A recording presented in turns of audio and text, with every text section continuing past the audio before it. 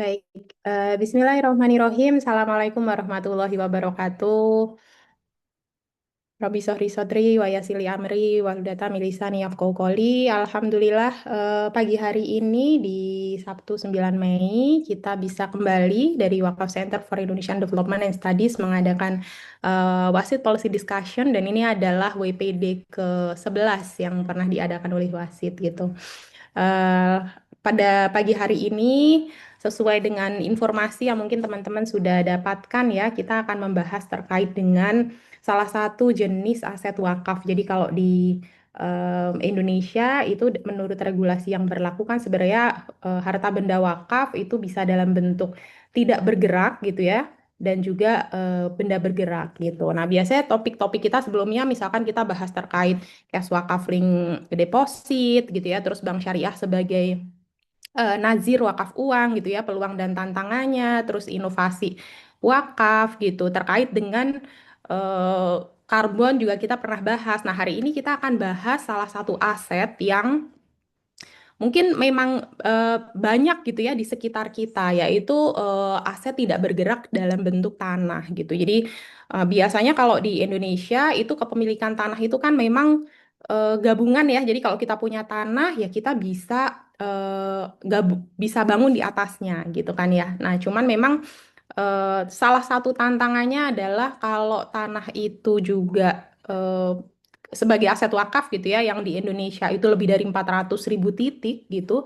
Biasanya tantangannya adalah tanah itu kan nggak boleh dijaminkan gitu ya, sehingga tantangannya bagi lembaga pengelola aset wakaf itu dari sisi sumber dana atau likuiditas untuk merevive atau membangun kembali aset tersebut gitu ya. Jadi itu yang akan kita bahas pada pagi hari ini. Nah, saya ingin menyapa dulu. Ini ada dua narasumber kita yang sudah hadir. Ada Prof. Hilza. Assalamualaikum, Prof. Hilza. Apa kabar? Salam warahmatullahi wabarakatuh, Mbak Lisa. Alhamdulillah Iya, baik, Mbak. Apa kabar juga? Alhamdulillah. Terima kasih banyak, Prof. Hilza sudah berkenan hadir. Dan di sini juga sesama dari Bandung ini ada Kang Geri. Assalamualaikum, Kang Geri. Malam, Mbak Lisa. Iya, sehat ya, Kang?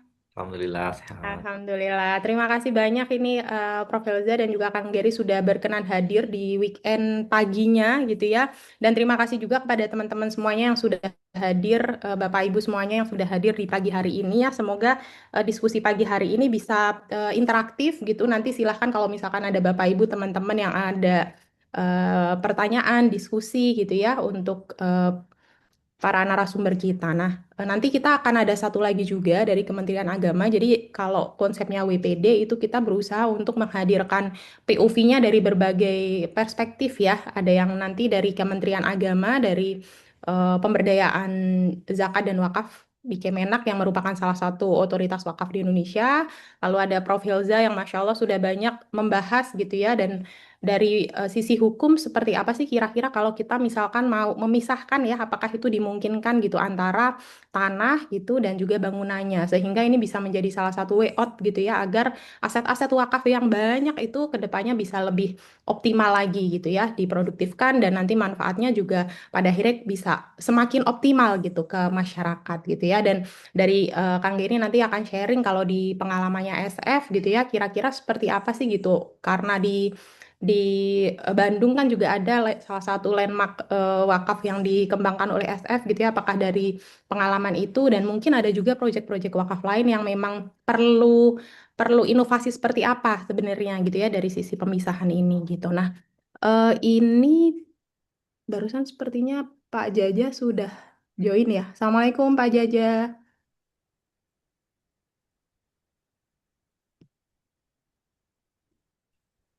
Waalaikumsalam warahmatullahi wabarakatuh. Ya, apa Izin, kabar Pak? Iya Pak, apakah suara saya terdengar ini? sudah. Ini tadi Baik. infonya Pak Jaja sedang membuka acara, berarti sudah aman ya Pak ya? Sudah selesai, sudah Oh, selesai. alhamdulillah kalau begitu. Berarti ini kita bisa memulai sesuai dengan urutannya ya. Ah, Baik. mangga, mangga.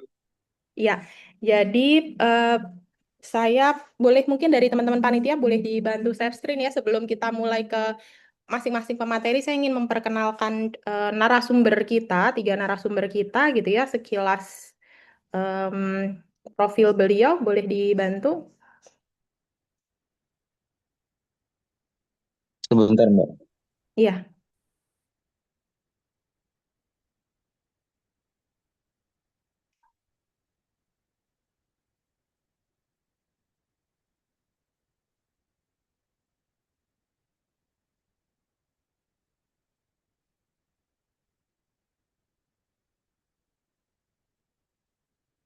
Ya, jadi narasumber kita yang pertama sambil menunggu teman-teman panitia untuk bisa share screen ya. Narasumber kita ada Pak Jaja Zarkashi MA yang merupakan Kasubdit Pengawasan dan Pengamanan Harta Benda Wakaf Direktorat Pemberdayaan Zakat dan Wakaf di Kementerian Agama. Jadi beliau menyelesaikan S1 dan S2 di UIN Jakarta dan merupakan ini di saya masih hitam. Iya, beliau merupakan bagian dari tim perumus ya, mulai dari Undang-Undang Zakat, lalu juga revisi Undang-Undang Wakaf, termasuk beberapa ada penugasan lain dari Kementerian Agama, selain, Masya Allah ini aktif juga di berbagai tulisan-tulisan ya, terkait dengan topik-topik Islamic Studies ya ini ya Pak ya, terkait dengan Bimas Islam, terkait dengan peta dakwah, dan merupakan editor buku juga, beberapa buku ya. Ya, yang terakhir berarti yang Geliat Islam di Amerika ya.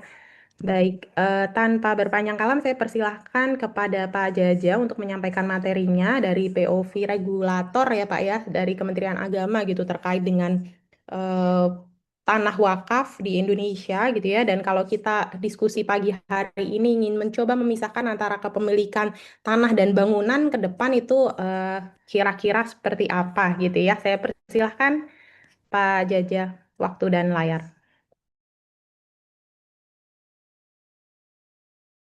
Terima kasih. Assalamualaikum warahmatullahi wabarakatuh. Salam. Alhamdulillah wassalatu wassalamu ala Rasulillah wala haula wala quwata illa billah. Yang kami hormati seluruh jajaran tim dari Wakaf Center for Indonesian Development and Studies, yang kami hormati para narasumber, Prof. Helza ini ketiga kali kalau saya tidak salah. Yang ketiga kalinya saya bisa bersilaturahim dengan Prof. Helza ya. Yang kami hormati para narasumber, mohon maaf tidak bisa menyebutkan satu persatu. Pertama, saya mau mengucapkan ini sepertinya Wacid ini punya mata-mata ini, karena kita sedang membahas terkait dengan skema perumahan ini di atas tanah wakaf. Jadi saya curiga ini Wacid ini punya tapi nggak apa-apa. Ada 3 kementerian yang sedang terlibat sekarang, yaitu Kementerian ATR BPN, Kementerian PKP, dan Kementerian Agama. Jadi memang kita sedang membahas terkait dengan transformasi tata kelola wakaf, yaitu terkait landasan hukum untuk pembangunan rumah, sementara pembangunan rumah ya di atas tanah wakaf. Nah, sebelum itu izinkan coba nanti saya akan tetap ikut ya berdiskusi. Jadi saya tadi minta didahulukan di ruang sebelah biar saya bisa ikut sampai selesai di sini. Saya coba buka slide dulu sebentar. Oke. Prefer share screen sendiri atau dibantu dari panitia? Oh, nggak bisa share sendiri nih ya? Oh, boleh, boleh. Kalau misalkan lebih prefer share screen sendiri, boleh. Oke. Oke, sebentar. Oke. Oh, oke. Oke, terlihat nggak? Ya, sudah terlihat. Oke. Jadi saya ingin kami ya atas nama Pak Direktur, mohon izin ini Pak Direktur bersamaan ini sedang menguji ya di UI3. Kami ingin memaparkan ya, ada 3 hal yang saya kira yang perlu kami sampaikan di sini, dan saya tidak akan baca banyak semuanya, tapi coba ingin memancing saja nih, agar nanti diskusi kita benar-benar terukur dan terarah.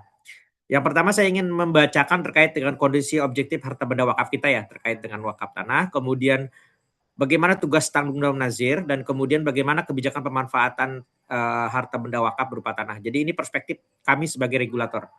Nanti tentu ini akan bisa dikembangkan dalam ini. Nah, ada 3 jenis harta benda wakaf ya. Ada tidak bergerak. Kemudian ada wakaf uang, ada wakaf tanah. Saya ingin pertama dulu nih, Mbak. Di pertama itu sebenarnya bangunan itu sudah masuk dalam harta benda wakaf tidak bergerak. Jadi tidak bergerak ini ada 4 ya. Ada tanah, ada bangunan, ada 4 itu, ada sarusun, tanah, bangunan melekat dalam tanah, dan harta benda yang melekat di atas tanah. Bisa bentuknya pohon dan sebagainya. Nah, jadi salah satu yang sedang kami bahas di dalam ini adalah kami revisi PMA 73. Peraturan Menteri Agama 73, yang di situ kami mengeluarkan tata aturan terkait harta benda wakaf tidak bergerak. Di dalamnya kami sedang mengatur terkait dengan administrasi wakaf, termasuk jenisnya bangunan. Itu bangunan. Jadi secara aturan kami sedang menuju ke sana. Jadi administrasi kita akan bergerak bagaimana kemudian negara memberikan air administrasi bagi wakaf selain tanah. Ada bisa bangunan, bisa pohon, bisa sumur, bisa segalanya. Karena ini soal tren perkembangan. Jadi di nomor 1 ya, wakaf uang kami juga sudah mengeluarkan PMA nomor 15 tahun 2025, ini terkait dengan tata kelola wakaf uang. Jadi lebih ini. Nah yang terakhir, yang nomor 3, ini kami ongoing juga sedang membahas terkait dengan PMA wakaf bergerak selain uang.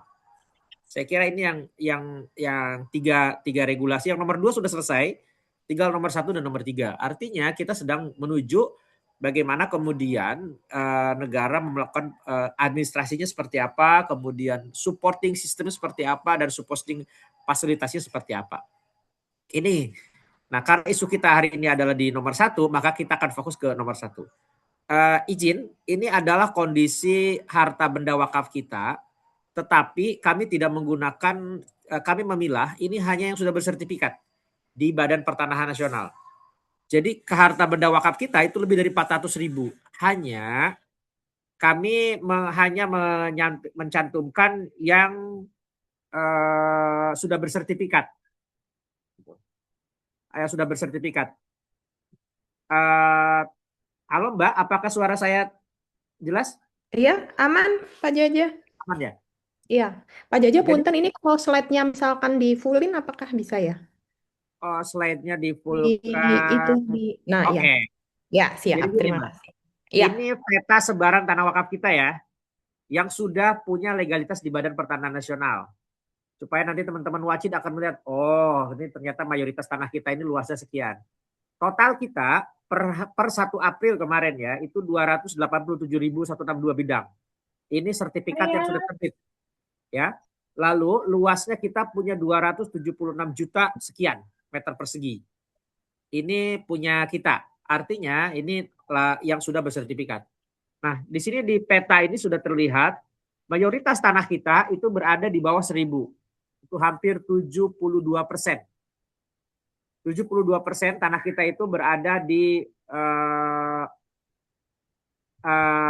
kisaran 1 sampai 1.000 meter. Ya. Ini ada 208 bidang. Lalu 1.000 sampai 5.000 ada 17%. 5.000 sampai 10.000 ada 1,9%, dan yang di atas 1 hektar itu 0,9. Kita bulatkan jadi 1%.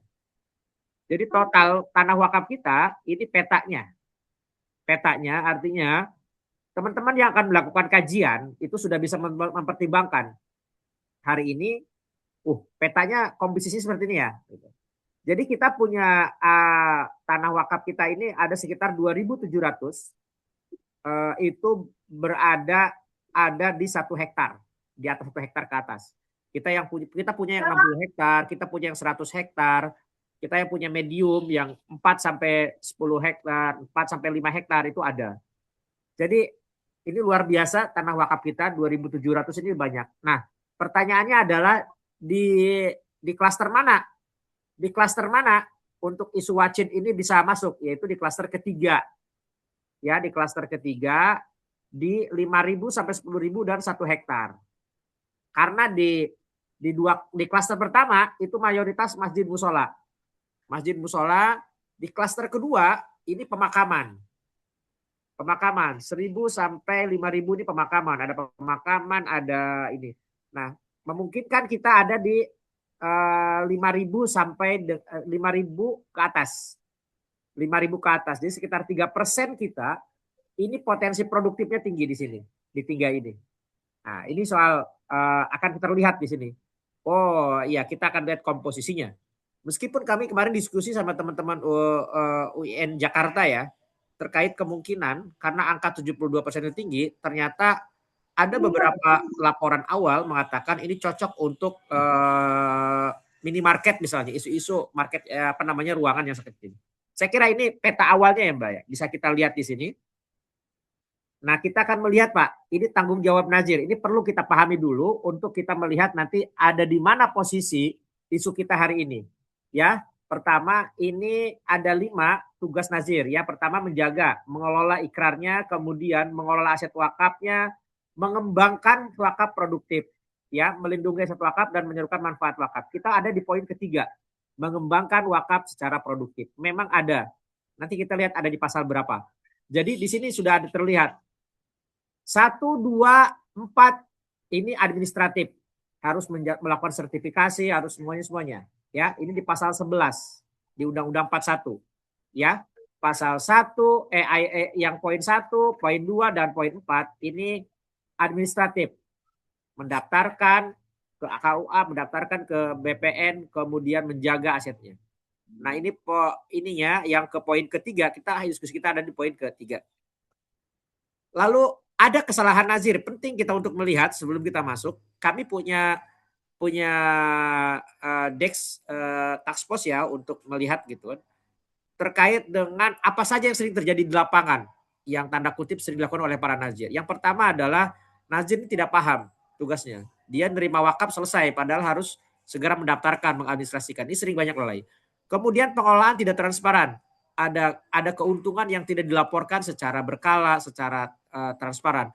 Kemudian tanah wakaf belum sertifikat. Ini dengan nomor 1 tadi, dia lupa setelah mendapatkan wakaf harus segera daftarkan ke KUA. Banyak yang kemudian ada 100.000 lebih lah mungkin yang masih dalam bentuk ikrar lisan. Yang kemudian yang keempat, alih fungsi tanah wakaf tanpa izin. Ini yang dimaksud rislah under table. Hari ini tidak memungkinkan Pak, rislah under table dan angkanya lumayan cukup tinggi. Nah, yang kelima ini yang poin kita yang sering, kerjasama tanpa akad tertulis. Jadi ini menempati lebih dari 30% konflik perwakapan di Sumbang nomor 5. Di Sumbang nomor 5 dan sengketa perwakatan terbesar itu di nomor 6. Lebih dari 40% itu ada di nomor 6. Jadi nomor konflik terbesar itu banyak disumbang oleh poin nomor 6, konflik internal Nazir. Lalu kedua disumbang oleh kerjasama tanpa akad tertulis. Nah, mungkin Bapak Ibu pernah mendengar ada sekolah yang kemudian digugat. Di Bogor itu ada sekolah yang udah asetnya miliaran, belasan miliar. Itu ternyata tidak punya akad dengan Nazir. Akhirnya Nazir pengen ngambil alih, investor merasa sudah punya mengeluarkan dan tidak ada. Di Semarang juga banyak. Jadi ini yang posisi kita hari ini. Nah, sekarang bagaimana kebijakan pemanfaatan harta benda wakaf ya? Kita lihat. Nah, ini kita akui nih.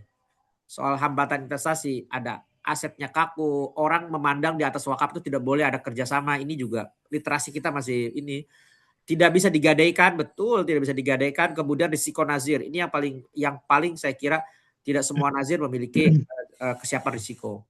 Oke, ini masalah struktural kita hari ini ya. Tadi masalah struktural ya. Pertama tanah bangunan plus bangunan, tapi selalu dipaketkan. Jadi ada orang yang berwakaf misalnya, ada wakaf lalu kemudian dibangun di atasnya masjid. Apakah masjid itu adalah statusnya wakaf atau bukan? Nah, ini belum kita dalam regulasi belum kita baca secara ini, secara terpisah secara jelas gitu. Lalu kemudian Nazir tidak punya modal bangunan untuk membangun. Ya, wakaf jadi tidak berkembang, regulasi belum adaptif. Ini yang saya kira kenapa revisi PMA 73 kita coba digalakan, karena kita ingin memastikan bahwa kita akan memisahkan 2 hal. Ada bangunan di atas tanah wakaf menjadi wakaf, ada bangunan di atas tanah wakaf menjadi investasi. Ini yang saya kira yang nanti kita akan pisahkan di dalam revisi PMA 73 itu. Kita pisahkan 2. Artinya tidak selamanya bangunan di atas tanah wakaf itu menjadi wakaf. Karena berawal dari akadnya tadi. Ya. Ini yang menjadi hambatan bahwa seakan-akan kalau kerjasama misalnya investor itu tidak mau. Kami sudah diskusi dengan teman-teman Real Estate Indonesia. Mereka baru tahu kalau kita itu boleh membangun data tanah wakaf dengan skema kerjasama. Kerjasama. Nah, saat ini misalnya ada satu prototipe Bapak Ibu yang mungkin bisa dilihat di rumah susun di Bojonegoro. Itu nazirnya PCNU Bojonegoro, tanahnya wakaf, atasnya bangunan vertikal ke atas itu bukan wakaf, disewakan.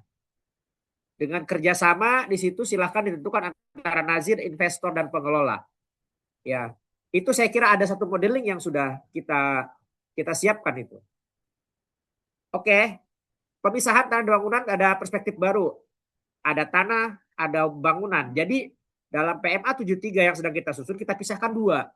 Ya. Semua harta benda wakaf itu, semua bangunan apa semua itu akan menjadi wakaf. Selama tidak ada bukti kerjasama. Ini yang ininya.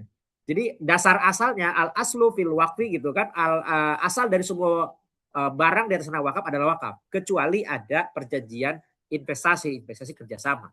Maka kita akan pisahkan di sini bagaimana kemudian tanah wakaf itu bisa dibangun untuk bangunan, untuk kerjasama, untuk perkantoran dan sebagainya. Kita coba pisahkan ini, kita untuk menarik bahwa secara fikih ini diakui. Ya. Ini kita lihat landasan hukumnya ya. Di Undang-Undang 41, di pasal 42, 43, mungkin pengelolaan harta benda wakaf secara produktif. Oke. Kemudian di PP 42 ya, kerjasama nazir dengan pihak lain dalam jangka waktu tertentu. Ada kita. Ada Permen ATR, ada DSN MUI, ini semua sudah lengkap. Dan insya Allah nanti ujungnya ada di PMA 73. Asas-asas pemisahannya ini. Kita punya Undang-Undang Pokok Agraria ya. UPA ya. Bahwa kepemilikan tanah di pasal 44 tidak otomatis mencakup kepemilikan bangunan atau benda atasnya. Artinya tanah dan bangunan bisa dimiliki oleh pihak berbeda. Ini prinsip dasar yang kita coba diskusikan sama teman-teman dari ATR BPN. Konteks wakaf adalah wakafnya itu tidak hilang, tetapi kemudian bangunan di atasnya itu bisa menjadi milik investor untuk jangka waktu tertentu. Kecuali tidak ada akad, maka itu dijatakan sebagai wakaf. Maka teori kami Pak, Bapak Ibu semuanya, kalau ada kena masjid atau musola atau madrasah kena gusuran, kena jalan tol misalnya, maka itu skemanya adalah tanah diganti tanah, bangunan diganti bangunan. Nggak boleh diganti dengan uang. Karena kita mengatakan ini adalah wakaf. Seluruh ada yang tanah wakaf adalah wakaf. Tapi kita pernah melakukan itu, bahwa bangunannya tidak kita perlakukan karena wakaf, karena ada perjanjian bahwa ini investasi 30 tahun. Maka kami tidak perlakukan itu sebagai wakaf. Oke. Ini kita lihat modelnya ya, skemanya misalnya ada wakaf tanah, oke 1.000 meter atau 5.000 meter, kemudian membangun ada investor, situ ada kerjasama baru bagi hasil. Konteks pemerintah dalam hal ini adalah menyiapkan regulasi, rule of game-nya. Rule of game-nya itu adalah bagaimana kemudian tanah wakaf ini bisa kita siapkan menjadi ini. Nah, nanti kita titik krusialnya adalah bagaimana menyiapkan kerjasama antara investor dengan nazir. Nah, posisi pemerintah itu di tengah. Kepada nazir, ke pemerintah ingin memastikan bahwa mereka terlindungi hak dan hak-haknya, termasuk wakaf tidak hilang. Bagi investor, mereka akan juga dijamin kepastiannya bahwa tanah wakaf yang digunakan itu juga sudah benar dan secara administrasi sudah layak. Jadi pemerintah itu menjaga kedua belah pihak, ya, kedua belah pihak. Nah, pertanyaannya hari ini adalah bagaimana dengan aset wakaf yang sudah terlanjur dibangun oleh negara, oleh bangunan milik negara. Ada juga yang seperti itu. Nah, kedepannya misalnya kita ingin pakai sukuk wakaf, ya, pembangunan berbasis wakaf. Ini sedang dikembangkan teman-teman dari Kemenku. Nah, existing kita hari ini, Bapak Ibu semuanya, kita sudah berdiskusi dengan teman-teman PKP terkait dengan SKBG Sarusun.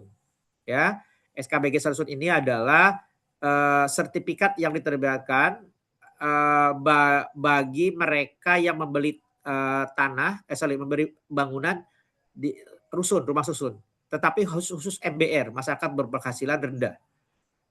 Hari ini existing kita adalah Sarusun ini hanya dibangun di atas tanah negara. Nah, sekarang kita buka menjadi tanah wakaf. Jadi nanti sama statusnya, orang yang punya rumah di atas tanah wakaf, skemanya ada rusun, dia bisa mendapatkan sertifikat. Oke. Lalu di nomor 2, kita untuk menyambut nomor 1, kita sudah ada revisi PMA 73. Ya. Nah, lalu yang ketiga, ini transformasi ke depannya, kita sudah menyiapkan inovasi keuangan ya, CWLS, CWLD dan sebagainya. Nah, ini adalah bagian dari skema yang kita kembangkan ya. Karena isu kita adalah terkait dengan perwakapan produktif, maka kita lihat Pak, ada mitigasi sengketa. Iya kan? Ini sudah kita lakukan. Sementara itu Mbak, ini memantik aja dari kami dan kami akan mengikuti diskusi ini dengan senang hati. Jadi kalau ada butuh data yang diperlukan nanti kita siapkan. Saya sambil jalan aja. Terima kasih Mbak. Saya kembalikan. Baik, terima kasih banyak Pak Jaja untuk pemantik diskusinya ya dari POV Kemenak tadi dan cocok banget ya Pak, ternyata sedang dibahas juga gitu ya oleh Kemenak dan juga kementerian terkait. Nah, selanjutnya kita akan menyimak paparan materi dari Prof. Hilza. Jadi dari perspektif hukum gitu ya. Ini berarti kan sebenarnya gayung bersambut ya karena ternyata di tataran regulator juga sedang dibahas gitu. Saya persilahkan Prof. Hilza untuk menyampaikan materinya sekitar 20 menit. Prof. Hilza prefer dibantu share screen atau mau share screen sendiri? Sendiri aja ya Mbak ya. Oh, baik. Ya, silahkan Prof. Ya. Oh, ya, mohon maaf, sebelum ke Profilza saya ingin boleh dibantu Mas Ari ya untuk sedikit memperkenalkan pemateri kita yang kedua. Jadi Profilza Novalita merupakan guru besar di Universitas Pajajaran di Bandung ya. Jadi beliau merupakan dosen di Unpad sejak tahun 2009 ya. Dulu beliau menyelesaikan S1 di Unpad, lalu terakhir S3 di UI ya, Prof ya, dulu terkait dengan wakaf saham dan Masya Allah beliau banyak sekali menulis terkait dengan wakaf dari perspektif hukum gitu. Yang terakhir saya udah dapat juga kiriman bukunya dari beliau terkait dengan tadi yang sempat dimention oleh Pak Jaja, pembangunan bangunan untuk masyarakat berpenghasilan rendah di atas tanah wakaf gitu ya. Dan Saya turun, putus os. Ada pun di sini. Ya, jadi selain mengajar, beliau juga di sini aktif di asosiasi, di organisasi ya, termasuk di eh, Pusat Pengajar dan Peneliti Hukum Ekonomi Islam Indonesia dan juga di Ikatan Ahli Ekonomi Islam Indonesia. Baik, tanpa berpanjang kalam, saya persilahkan kepada Prof. Hilza untuk menyampaikan materinya. Silahkan, Prof. Ya, hatur nuhun Mbak Lisa Listiana. Bismillahirrahmanirrahim. Assalamualaikum warahmatullahi wabarakatuh. Yang terhormat kepada seluruh tim dari Wajib, juga kepada pembicara dari Bapak Jaja Zarkasi dan juga Bapak Geriadi Agusta, juga rekan-rekan semua yang hadir. Bismillah, saya izinkan saya juga ikut memberikan masukan ya. Kita tadi sharing ya. Tadi saya juga mendengar masukan dari Pak Jaja ya. Menarik sekali Pak ya, Bapak menampilkan data-data yang kita sangat membutuhkan itu. Saya akan mencoba menerangkan dari sisi hukum ya, mungkin yang memang dari bidang saya. Saya izin share. Ya, apa terlihat Mbak? Ya, sekarang sudah terlihat, tinggal di Ya. share screen, di full screen, Prof. Ya. Ya, terima kasih, Prof. Ya, tadi sudah banyak ya di-mention oleh Pak Jaja Zarkasi ya. Oke, ini nggak perlu saya ulang lagi ya. Jadi kita mempersingkat waktu saja ya, poin-poin mana yang penting saja. Kita sudah tahu ya bahwa apa sih itu wakaf produktif. Ini saya selalu berkaca dari sini ya. Kalau dari sisi dasar hukum wakaf produktif itu sebenarnya sudah ada sejak zaman Umar ya. Ya, ketika ada beliau menanyakan bagaimana nih ketika dia memperoleh tanah wakaf. Mangga ini dibaca aja ya. Nanti saya akan share PPT saya. Pada intinya dari percakapan Nabi Muhammad dan Umar ini ada poin nih ya. Bila kamu suka, tahan pokok dan sertakan hasilnya. Dari sini menimbulkan dua prinsip wakaf. Ya, pertama, takbidul asli, bagaimana wakaf itu tetap dipertahankan. Dan ini memang nanti muncul nih di Undang-Undang Wakaf, yaitu larangan peralihan wakaf dari prinsip keabadian ini. Ada di pasal 40. Wakaf itu setelah sudah wakaf dilarang diperjualbelikan, dilarang diwariskan ya, atau dijual. Nah, itu sebenarnya adalah implementasi dari prinsip takbidul asli, prinsip keabadian. Itu dimunculkan dalam pasal 40 Undang-Undang Wakaf. Kemudian juga tasdilul manfaah, kita tahu Undang-Undang 41 2004 itu menurut saya sih perubahan yang sangat sophisticated ya dibandingkan udah PP sebelumnya. Karena PP sebelumnya tuh tahun 1977 itu hanya membahas tentang wakaf tanah milik gitu ya. Tapi setelah keluarnya 2004 itu benar-benar wakaf tuh berkembang diperluas sekali.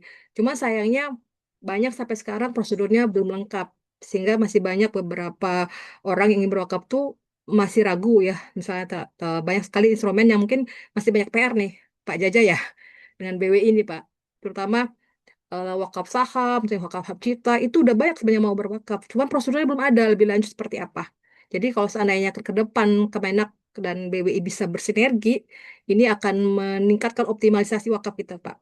Cuman karena belum ada regulasinya, orang masih agak ragu gitu, seperti itu. Mungkin ke depan kita bisa eh, lebih lengkap regulasi wakafnya. Nah, ini mungkin saya ngulang saja ya. Pada dasarnya di sini wakaf itu memungkinkan ya jangka waktu tertentu dan selamanya. Nah, ini nanti menarik nih ya di Undang-Undang Wakaf nanti kan bisa juga nih tanah wakaf itu kan tidak hanya hak milik ya, bisa juga HGB, HGU yang jangka waktunya sesuai dengan undang-undang. Nah, ini memang dibedakan ya, ada wakaf selamanya dan wakaf apa sementara gitu. Tapi memang betul kata Pak Jaja tadi semua itu harus tertuliskan dalam akad jelas ya. Kalau memang sementara berapa lama seperti itu ya. Tapi kalau terkait tanah nanti ada sifatannya apa macam-macamnya itu memang sudah ditentukan ya berdasarkan undang-undang misalnya. Misalnya HGB berapa tahun, HGB setahu saya 35 tahun misalnya. Kemudian HGU 30 tahun. Nah, otomatis mengikuti regulasi yang ada. Kecuali kalau tanah milik ya bisa selamanya. Nah, ini mengulang saja, kita tahu bahwa tujuan wakaf itu sangat luas, ya, terutama tadi, termasuk tadi poin kalau pengembangan tanah wakaf untuk perumahan, sebenarnya itu poin untuk peningkatan kesejahteraan umum lainnya nih. Sebenarnya wakaf itu memberikan ruang lingkup yang luas sekali, silakan untuk tujuan apapun, sepanjang tidak bertentangan dengan syariah dan peraturan perundang-undangan. Jadi itu intinya ya. Jadi mau dikembangkan untuk fasilitas publik seperti apa, is okay. Tapi finally itu tetap harus tertuliskan dalam akad supaya jelas hitam atas putih. Nah, intinya ini beberapa perkembangan regulasi ya terkait tanah wakaf yang saya coba mungkin kalau ada kekurangan maka silakan tambahkan saja. Ada undang-undang dari awal tadi sudah oleh mention Pak Jaja ada undang-undang 5 1960 ini khusus tentang tanah ya. Undang wakaf sendiri. Kemudian ini juga sudah banyak ini percakapan nih Pak Jaja ya. Adanya keinginan untuk merubah undang-undang wakaf ini. Kebetulan dari tahun 2019 saya juga ditugaskan oleh BWI untuk membantu perubahan amandemen undang-undang wakaf. Mungkin nanti bisa disinergikan ya Pak yang tadi Bapak sebutkan. Kemudian ada tadi undang-undang rumah susun yang juga menarik. Kenapa? Di undang-undang rumah susun ini dimungkinkan mendirikan rumah susun di atas tanah wakaf. Ada di sini disebutkan. Ya, jadi kemudian juga ini ada PP-nya juga 42, kemudian PP 25 2018, maaf masih yang tadi. Dan sampai peraturan turunannya. Yang tadi Pak Jaja sampaikan akan ada perubahan ya Pak ya, PMA 73 ya Pak ya. Oke ini ya, ini juga saya sebutkan di sini. Kemudian juga bersinergi juga bagaimana regulasi dari BPN ya. Jadi intinya memang harus harmonisasi. Jadi ketika kita membuat suatu regulasi, memang kita harus membaca secara keseluruhan. Secara keseluruhan supaya nanti regulasinya itu tidak tumpang tindih, tapi clear yang mana aku mau diatur. Termasuk peraturan dari Kementerian Agama, terakhir juga termasuk bersinergikan dengan peraturan Badan Wakaf Indonesia. Karena di Undang-Undang Wakaf juga memungkinkan SOP ada juga di Badan Wakaf Indonesia. Ini mungkin dari saya hanya mengulang saja. Ini kalau kita lihat di Undang-Undang Wakaf pasal 6 ya, bahwa unsur wakaf itu ada wakif, nazir, harta benda wakaf, ikrar wakaf, peruntukannya, dan jangka waktu. Nah, ini yang paling penting banget ya. Jadi ketika harta benda wakaf itu akan diwakafkan, maka benar-benar harus prefer dari awal. Karena betul Pak, tadi di pengalaman saya juga sering membimbing mahasiswa tentang kasus wakaf.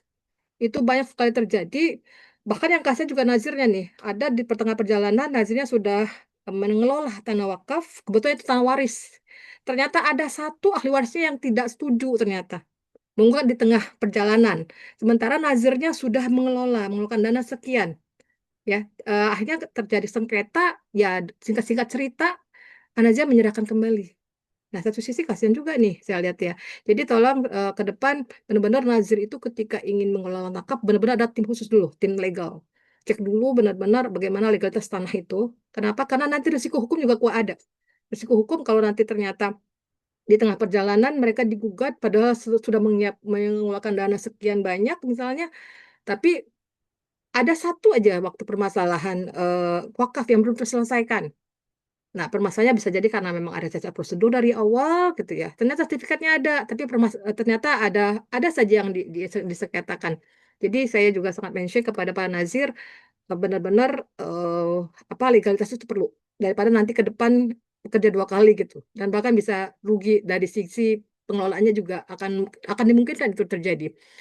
Kemudian tadi sudah disebutkan ini pada saja jenis harta benda wakaf. Nah, kita sekarang ini kita khususkan kepada tanah itu sendiri. Nah, ini khusus di Undang-Undang Wakaf ada di pasal 16 ya, terkait Undang-Undang Wakaf tentang tanah. Tadi ada benda bergerak, benda tidak bergerak ya. Nah, benda tidak bergerak itu masuk tanah ini. Apa saja nih hak tanah nih? Hak tanah baik yang terdaftar maupun yang belum terdaftar. Termasuk bangunan ya, tanaman dan benda lainnya dan hak milik atas satuan rumah susun. Ini ya di ketentuan terkait tanah. Ini jadi disebutkan dalam pasal 16 Undang-Undang Nomor 41 2004. Kemudian juga diatur dalam PP. Nih, ya PP Wakaf ya. Ini turunan dari pasal 41 pasal 16 tadi. Nah, ini saya poinkan lagi nih. Ini mirip ya apa yang tadi diatur dalam pasal 16 ada di PP. Kemudian nah ini dalam Undang-Undang Wakaf itu sudah ada pedoman secara umum. Bagaimana nih kalau kita ingin mengelola harta benda wakaf ini all in ya, termasuk tanah. Intinya ada di pasal 42 dan pasal 43 saya baca. Ini terkait pengelolaan produktifnya ya, yang tadi sebutkan selain menjaga aset, mengadministrasikan, tapi kalau untuk pengelolaannya ada di pasal 42 dan pasal 43. Pertama, nazir wajib mengelola mengembangkan sesuai tujuan fungsi dan peruntukannya. Nah, ini jelas harus terus dalam akad. Untuk apa nih tanah wakaf ini? Apa untuk masjid kah? Apa untuk madrasah kah? Untuk apa? Karena kalau nanti nazir melakukan di luar itu bisa bertentangan dengan undang-undang. Kalau ingin merubah harus ada izin dulu. Nah, biasanya ini menarik nih. Ketika saya sempat ngobrol sama Nazir Muhammadiyah ya, supaya tidak tidak tidak riuh katanya ya. Ketika misalnya sebenarnya ada ibu-ibu yang ingin mewakafkan tanahnya untuk masjid katanya. Padahal sebenarnya Muhammadiyah punya program ingin ada yang lebih produktif ya, wakaf rumah sakit misalnya atau apa seperti itu. Jadi sebelum diwakafkan mereka dialog dulu. Bu, sebenarnya kami membutuhkan ini supaya nanti ketika dibuatkan akadnya mereka langsung menyebutkan itu. Jadi kalau nanti disebutkan di awalnya sudah disebutkan rumah ibadah, kemudian di praktiknya tidak, itu bertentangan secara hukum sehingga agak membuka waktu lagi untuk perubahannya. Sehingga dari awal itu diinvestigasi dulu, diajak dialog dulu. Kalau setuju, nanti akadnya disesuaikan kebutuhan pada saat itu apa. Kemudian yang kedua, anak ini pengelolaan harus berbasis syariah. Jelas sekali bahwa everything tentang pengelolaan wakaf itu harus berbasis syariah.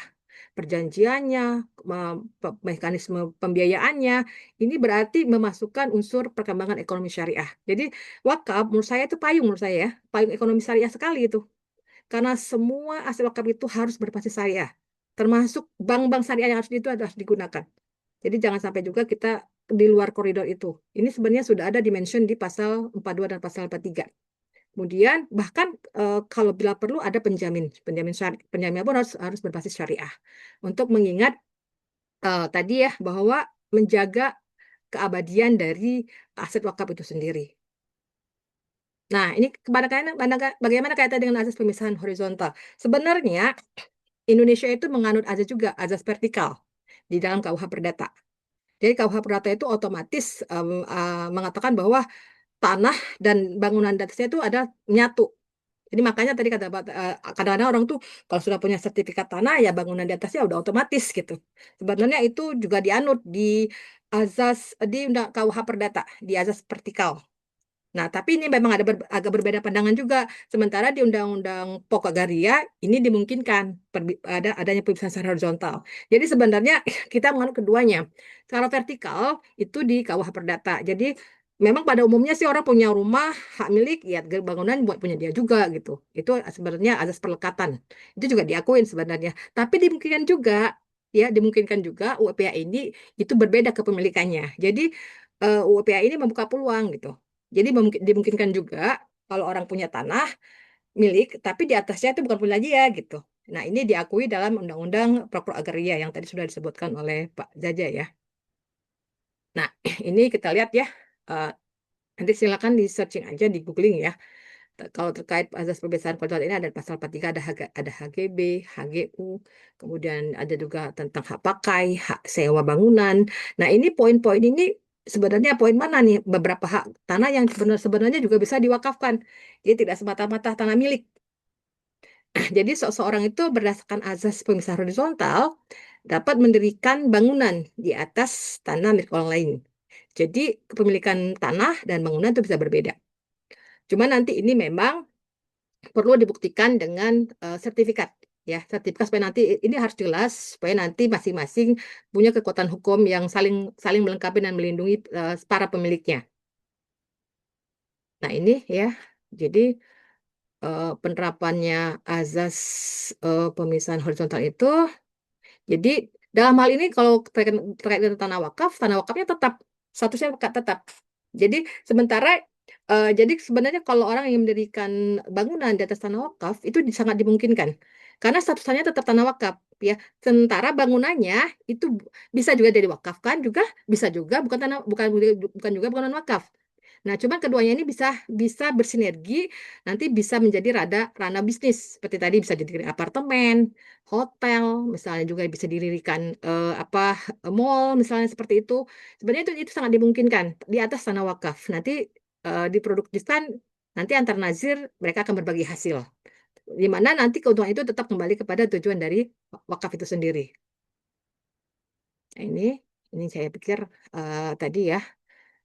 Kita bisa membaca regulasi lebih lanjut jenis-jenis tanah apa saja yang bisa diwakafkan. Ini yang paling penting nanti adalah memang sertifikat ya.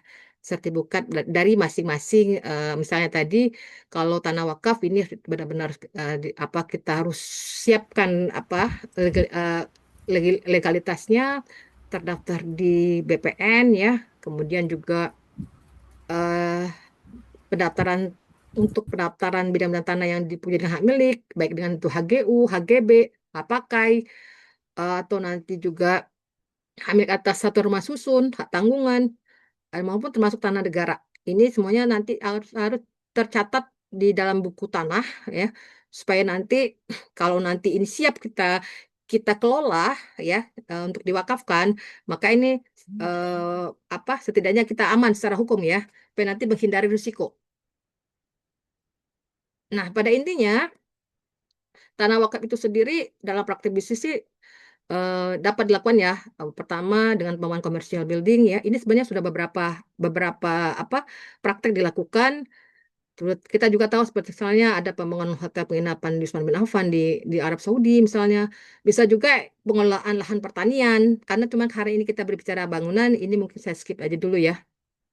Lahan peternakan, pengelolaan wisata, masuk hutan wakaf.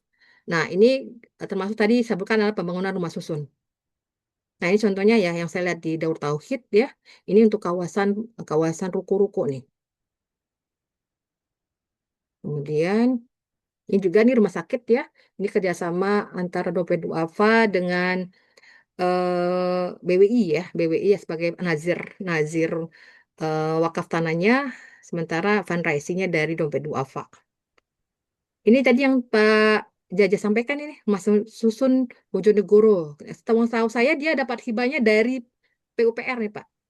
Ini bagus juga Pak Jaja, kemarin kami sempat meneliti ini, dan ini diharapkan juga konsep ini dari Kementerian PUPR. Mereka menunggu juga nih konsep ini seperti apa. Karena juga mereka juga ingin lagi punya proyek bagaimana untuk mengatur tanah wakaf terkait pembangunan rumah susun. Ini satunya kebetulan ini nazarnya adalah dari NU. Nah, ini contoh yang saya cek juga nih di Malaysia ya, nih The Grand Putri Hotel. Ini di atas tanah wakaf nih. Dikelola di atas tanah wakaf. Nah, ini tadi dibahas, ini rumah susun terakhir ya. Termasuk maksudnya termasuk apartemen sebenarnya, sifatnya komersial maupun nanti non komersial buat MPR. Nah, memang nanti memang betul ya, biasanya bank itu agak berat gitu membiayai kalau dari tanah wakaf karena mengingat tanah wakaf itu kan tidak bisa jaminkan.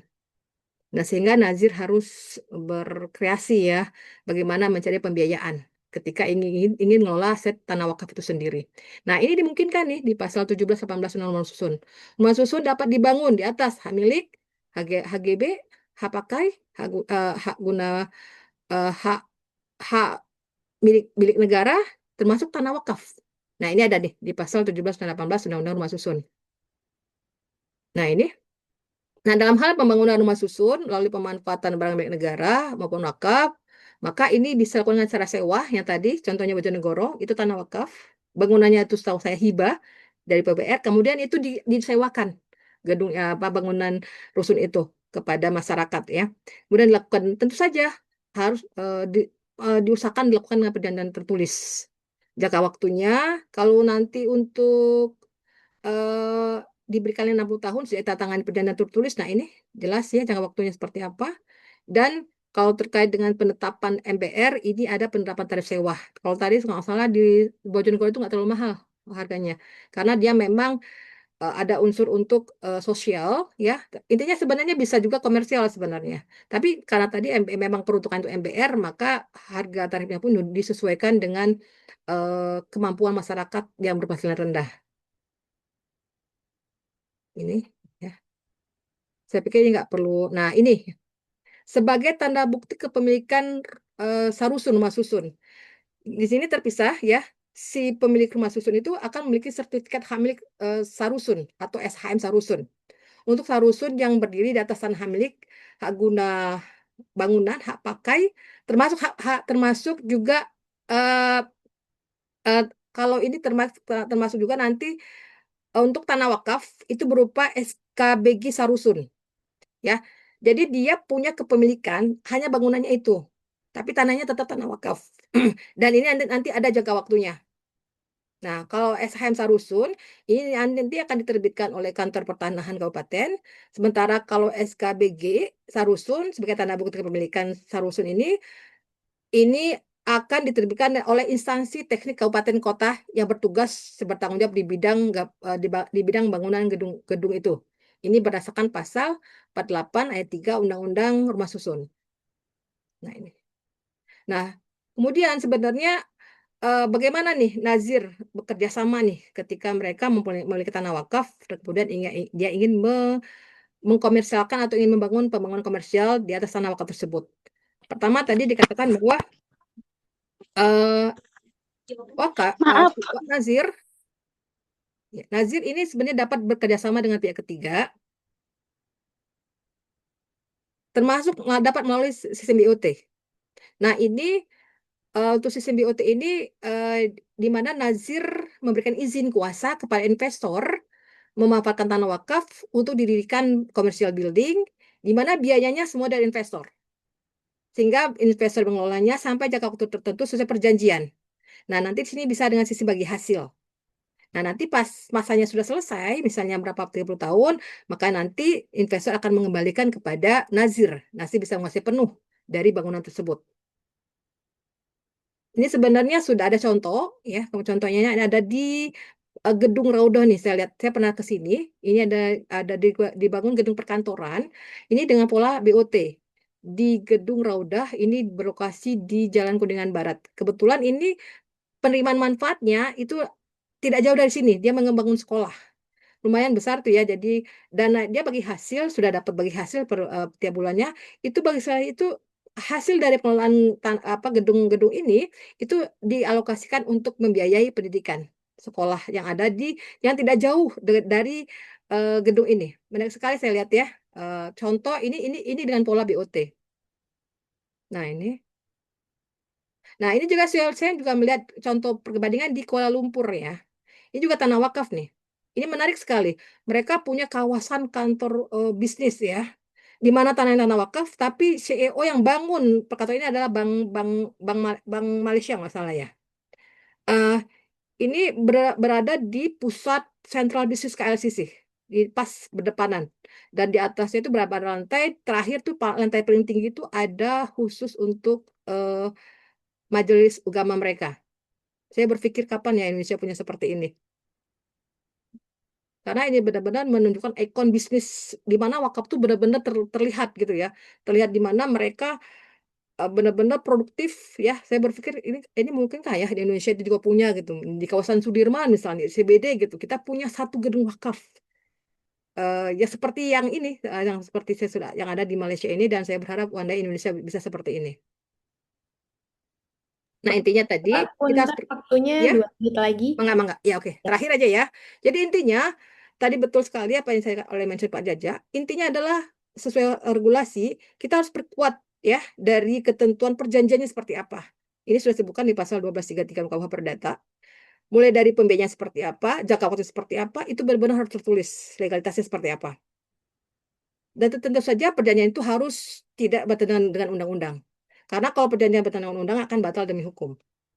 Nah, ini bagaimana model-modelnya? Nah, kita bisa menggunakan model pembiayaan murabaha, modal roba, istisna, musyarakah, ya, atau nanti juga bisa dengan suku.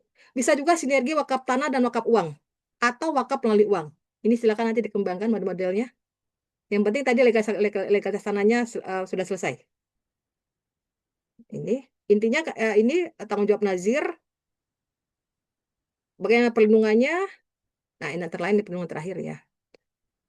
Tentu saja perlu pengawasan yang ketat ya, kemudian juga pendaftaran ya, sertifikasinya seperti apa, publikasi tanah wakaf, terus larangan peralihan tanah wakaf, dan peranan dan pengawasan oleh nazir itu sendiri.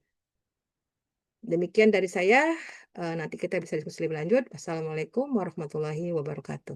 Waalaikumsalam warahmatullahi wabarakatuh. Terima kasih banyak Prof. Ilza untuk materinya ya. Tadi mengelaborasi juga bahwa ternyata nggak hanya di Indonesia gitu ya. Contoh tadi di Malaysia, di negara lain itu juga sudah dilakukan ya. Di Malaysia tadi, di Singapura juga termasuk di Zamzam Tower ya, Ya, Prof.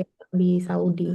Baik, kita akan menyambung ke pemateri kita yang ketiga dari praktisi ya. Boleh dari panitia dibantu share screen sekilas untuk CV beliau, Kang Geriadi Agusta Sahaniti. Beliau merupakan CEO dari PT Wakaf Pro ya. Jadi ini adalah PT yang dibangun ataupun dibentuk oleh Sinergi Foundation. Jadi SF sendiri merupakan salah satu lembaga wakaf gitu ya.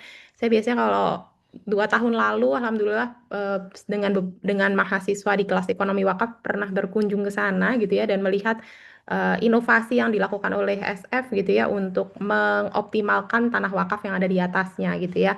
Nah, kalau Mas Gary ini sebenarnya backgroundnya dari IT ya, Mas Gary ya. Di sini banyak pengalaman terkait dengan kreatif di industri kreatif dan juga di ICT ini ya. Boleh ke bawah lagi. Jadi saat ini beliau merupakan CEO tadi dari PT Wakaf Pro Corpora. Hmm, ya, berbagai sertifikat yang telah beliau dapatkan dan ya, ini panjang ya, Masya Allah kalau kita baca semua mungkin boleh di scroll aja ke bawah gitu ya. Jadi sebelum di posisi CEO juga beliau ngelit beberapa proyek yang ada di SF ya. Ya, saya persilahkan kepada Kang Geri untuk menyampaikan materinya ya di pengalaman SF dan khususnya di PT yang dipimpin oleh Kang Geri seperti apa gitu ya. Untuk tadi kan sebenarnya kalau dari sisi regulasi ternyata ada ruang sebenarnya tadi ya untuk pemisahan itu dan kalau dari sisi praktisi kebutuhannya seperti apa sih sebenarnya Kang Geri gitu ya untuk Ya, pemisahan tanah dan bangunan. Silahkan Kang Geri. ya, terima kasih Mbak Lisa. Assalamualaikum warahmatullahi wabarakatuh. Waalaikumsalam. Alamin, salatu wassalamu ala Rasulillah. Salam kenal, Prof. Filza, Pak Jaja. Senang banget bisa diskusi hari ini dan menarik sekali pembahasannya hari ini. Kebetulan saya praktisi di bisnis yang berbasis wakaf, jadi senang banget karena saya banyak pertanyaan yang belum kejawab, khususnya bisnis pakai dana wakaf gitu ya. Izin saya share screen, ini udah kelihatan ininya. Sudah tinggal di full screen aja Mas Giri. Afwan. Oke. Jadi wakaf pro corpora ini tadi sudah disampaikan sama Mbak Lisa. Kita adalah satu holding company di Sinergi Foundation. Jadi ini tuh karena Sinergi Foundation sebelumnya sudah mengelola dana wakaf produktif sudah hampir 10 tahun. tadi yang Pak Jaja bilang tuh di awal, um, proyek-proyek wakaf berbasis dana wakaf produktif itu udah dilakukan, namun memang masih trial error lah gitu. Jadi ketika saya masuk, saya menjabat tuh baru ini tahun keempat saya di Sinergi Foundation sebagai CEO di Wakaf Pro ya. Sebelumnya memang udah ada di SF tapi sebagai konsultan aja. PR-nya adalah tadi akad-akad gitu. Nah, jadi ketika saya bahkan Wakaf Pro ini juga sebelumnya bukan PT, tapi salah satu program di Sinergi Foundation. Nah, ketika bisnisnya semakin banyak dan semakin luas, memang akhirnya ini kita harus kelola si bisnis ini tuh lebih lebih mature lagi. Ya satu-satunya badan hukum yang bisa kelola perusahaan ya PT gitu. Jadi akhirnya Wakaf Pro ini yang tadinya program sekarang dibuatkan PT gitu. Intinya kita mimpinya tuh ingin jadi tangan di atas lah kurang lebih seperti itu karena di SF sendiri kan zakat infak sodakoh dan wakaf gitu jadi hampir kerjaannya adalah fundraising dan mereka punya program-program yang setiap bulannya apa mauquf alaiknya nunggu gitu kita punya rumah sakit bersalin cuma-cuma kita ada sekolah gratis Kutab Al-Fatih gitu ya dan program sosial lainnya gitu nah itu perlu perlu di apa di funding terus gitu dan kalau kita hanya ngandelin zakat infak sedekah kayaknya PR gitu. Nah, akhirnya dibuatlah Wakaf Pro ini untuk menopang si program-program sosial itu. Nah, bukan hanya itu tapi juga menopang nazirnya itu sendiri. Gitu. Nah, dalam perjalanannya alhamdulillah kita punya beberapa bisnis sektor di kuliner, travel, agrowisata, tourism, fashion, IT multimedia gitu. Nah, saya sendiri backgroundnya tadi saya bukan Nazir backgroundnya, benar-benar entrepreneur. Saya di kreatif industri. Ini tahun ke-15 saya mungkin di kreatif industri. Jadi saya kelola sebelumnya bisnis IT, saya bikin tempat wisata, bikin apa mainan buat anak-anak dan lain-lain. Jadi yang seru-seru lah gitu. Sangat kapitalis sekali sebelumnya, sebelum berhijrah. Bismillah gitu. Semoga istiqomah. Nah, lanjut. Jadi kita di Sinergi Foundation ini mengelola dua hal, dana wakaf uang dan aset wakaf gitu. Nah, alhamdulillah sekarang kita mengelola beberapa bisnis unit, terhitung sekarang ada 12 unit usaha yang kita kembangkan gitu ya, dari mulai tadi kuliner sampai dengan distribusi. Sekarang kita punya bisnis distribusi minyak curah. Nah, semuanya di awal dari Ampera ini rumah makan pertama yang kita kalau kita jalankan gitu ya bisnisnya dengan dana wakaf gitunya. Dana wakaf ini ini modalnya sekitar 1,5 miliar diinvestasikan di pengelola Ampera. Asetnya bukan aset wakaf tapi juga kerjasama dengan pebisnis.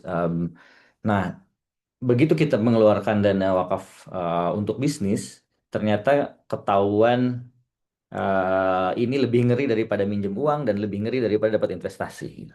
Kenapa begitu? Karena tadi dana wakaf itu harus abadi, tapi juga harus tetap bagi hasil. Berarti kan harus balik modal, harus dibalikin pokoknya sama kayak kita minjem uang ke bank, gitu ya. Tapi bagi hasil terus jalan, gitu. Dan alhamdulillah Allah kasih kemudahan, ini sudah berjalan 10 tahun, kontraknya sudah selesai, BEP di 3 tahun. Nah, selama 3 tahun itu mitigasi kita uh, tidak banyak makan hasilnya, tapi semua dikembalikan ke pokok wakaf dulu, gitu. Nah itu alhamdulillah berjalan dengan mulus. Alhamdulillah Allah kasih kemudahan, akhirnya berkembang kembangkan bisnis yang lain, cuanki gitu ya, sampai dengan ini masih kuliner, kita juga sempat ikut menggunakan dana wakaf itu untuk project-project yang short term gitu kita sempat kerjain ini juga masih di film Record series nah ini beberapa episodenya karena pembayarannya tempo gitu ya ada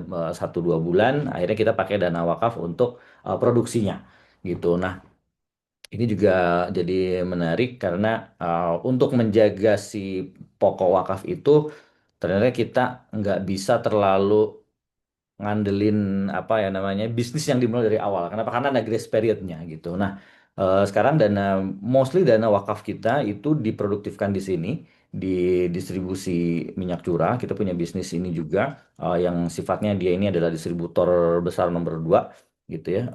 Kenapa dimasukin ke sini? Karena balik modalnya per 3 hari gitu. Nah, jadi kita lumayan agak mengurangi menggunakan wakaf uang gitu untuk berbisnis. Karena kalau misalkan masuk ke bisnis yang ada grace periodnya, misalkan kayak tadi kita bikin Ampera lagi atau misalkan bikin rumah makan lainnya atau apa gitu ya, itu ada grace periodnya yang bikin deg-degan tuh, ini balik modal apa enggak kayak gitu, ada resiko apa gitu. Jadi sebisa mungkin kita masuk kalau wakafnya wakaf uang itu di project-project yang short gitu. Nah, itu wakaf uang, cara kita kelolanya seperti itu. Nah, challenge selanjutnya adalah kita diamanahkan lahan di Lembang, di Land of Wakaf Teras Lembang. Ini ada sekitar diamanahkan sekitar 4,5 hektar, apa namanya, satu bidang tanah luas banget di pinggir jalan, dan harus produktif. Dulu saya di hire oleh ketua yayasan sebelumnya Pak Asep, nantangin ini gimana caranya biar rame nih gitu, nggak cuma dijadiin masjid sama pesantren gitu. Nah, pada saat itu yang pertama kita lakukan adalah feasibility studies. Nah, ini juga mungkin kalau saya lihat dari teman-teman di Nazi, bedanya di dunia saya sebelumnya dan di dunia saya setelah masuk di eh, sektor ekonomi syariah gitu, khususnya bergabung bersama teman-teman Nazir, visibility study-nya agak kurang. Jadi kurang bisa membaca potensi si aset wakaf itu sendiri gitu. Nah, ketika aset wakaf itu di riset gitu ya, ini demografinya si aset itu seperti apa, potensial marketnya seperti apa, demografi si marketnya itu juga seperti apa, pengunjungnya ini siapa gitu kan. Nah, ketika sudah kita buat visibility study yang lengkap, itu potensial investor datang. Jadi pada saat itu kita masih pakai dana wakaf gitu. Nah, dari hasil visibility tadi kita, akhirnya kita sepakat untuk membuat ekosistem wisata halal di Lembang gitu. Dari mulai ada agrowisata, ada anggrek Bandung, tempat manasik, tempat multimedia, dan rumah makan lain-lain lah di sana gitu. Nah, yang pertama kita lakukan di sana, kita kolaborasi dengan Badan Wakaf Ashifa. Ini Badan Wakaf Ashifa dia punya uangnya, kita punya programnya dan tanahnya, mereka investasi di kita. Jadi kita treat Asifa itu as an investor gitu. Nah, Asifa pakai dana wakaf gitu. Jadi pengembalian pokok wakafnya bebannya ada di Asifa. Um, Kita treat mereka as an investors gitu. Nah, ini lumayan jalan, alhamdulillah udah setengah pokok wakafnya kembali gitu. Kemudian ini kita masih pakai dana wakaf, tempat kopi di sana di Lanov Wakaf. Um, ini hybrid gitu. Nah, ketika menjalankan beberapa bisnis ini di awal gitu ya untuk ngetes market di sana seperti apa, itu challenge berikutnya adalah scale up kan. Nah, scale up itu akhirnya bagaimana nih gitu. Apakah kita akan pakai dana wakaf terus untuk ngebangun gitu. Nah, dana wakaf juga ada hal yang menarik. Ketika kita pakai dana wakaf, itu si apa namanya, 90%-nya itu kita harus salurkan langsung ke program sosial gitu. Dan seperti scale up-nya di 10%, sedangkan 10% itu kita harus mikirin operasionalnya kita sendiri, Nazir gitu ya, dan bagaimana kita bisa scale up. Jadi not possible. 10% nggak bunyi loh untuk bisnis gitu. Akhirnya di tempat kita uh, kita pakai investor.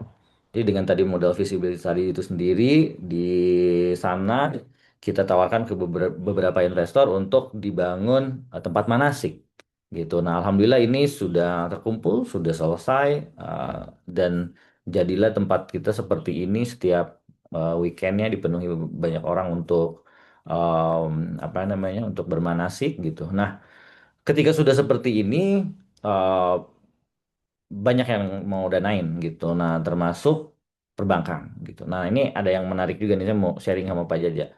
Eh, ada bank dari luar, saya nggak sebut mereknya karena di record ini sama Mbak Lisa. Ada bank dari luar, dia tanya, dia mau bantu kita scale up, oke, gitu kan. Jadi cita-cita kita di tanah Lembang ini, Pak, ada 17 hektar yang kita jual, itu bisa kita acquire, kan keren banget tuh. Tadi mimpinya Bu Helza kan kita punya kayak kayak di Malaysia gitu. Nah, kita baru punya 4 hektar, dan possibility untuk kita akuisisi lahan strategis di sana sampai 17 hektar. Itu ada yang mau danain. Ah, yang danainnya adalah satu bank dari luar, dari Saudi gitu ya. Dan dia kasih kita, diajarin kita nakal lah gitu. Ini aset wakaf yang baru akad tapi belum disertifikatin, mau nggak dijaminin katanya gitu. Nah itu gimana tuh? Boleh apa enggak? So far sih kita mundur Pak. Kita mundur nih. Ngeri, ngeri, ngeri, ngeri, ngeri sedep nih kalau kayak gitu.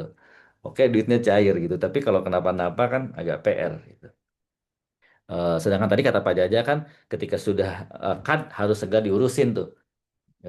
Dijadikan sertifikat wakaf gitu kan. Nah, sedangkan satu sisi untuk scalability si bisnis ini selain investor kan perbankan jadi satu opsi yang menarik gitu untuk pengembangan usaha gitu. Nah, karena tanah wakaf nggak bisa dikembangin, kita dikasih ide seperti itu. Nah, pandangannya seperti apa gitu.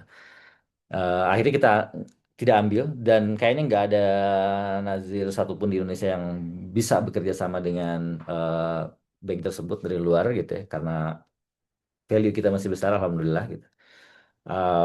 Ya akhirnya kita jalan sendiri dengan investor. Nah, ini kontrak kita dengan investor itu BOT.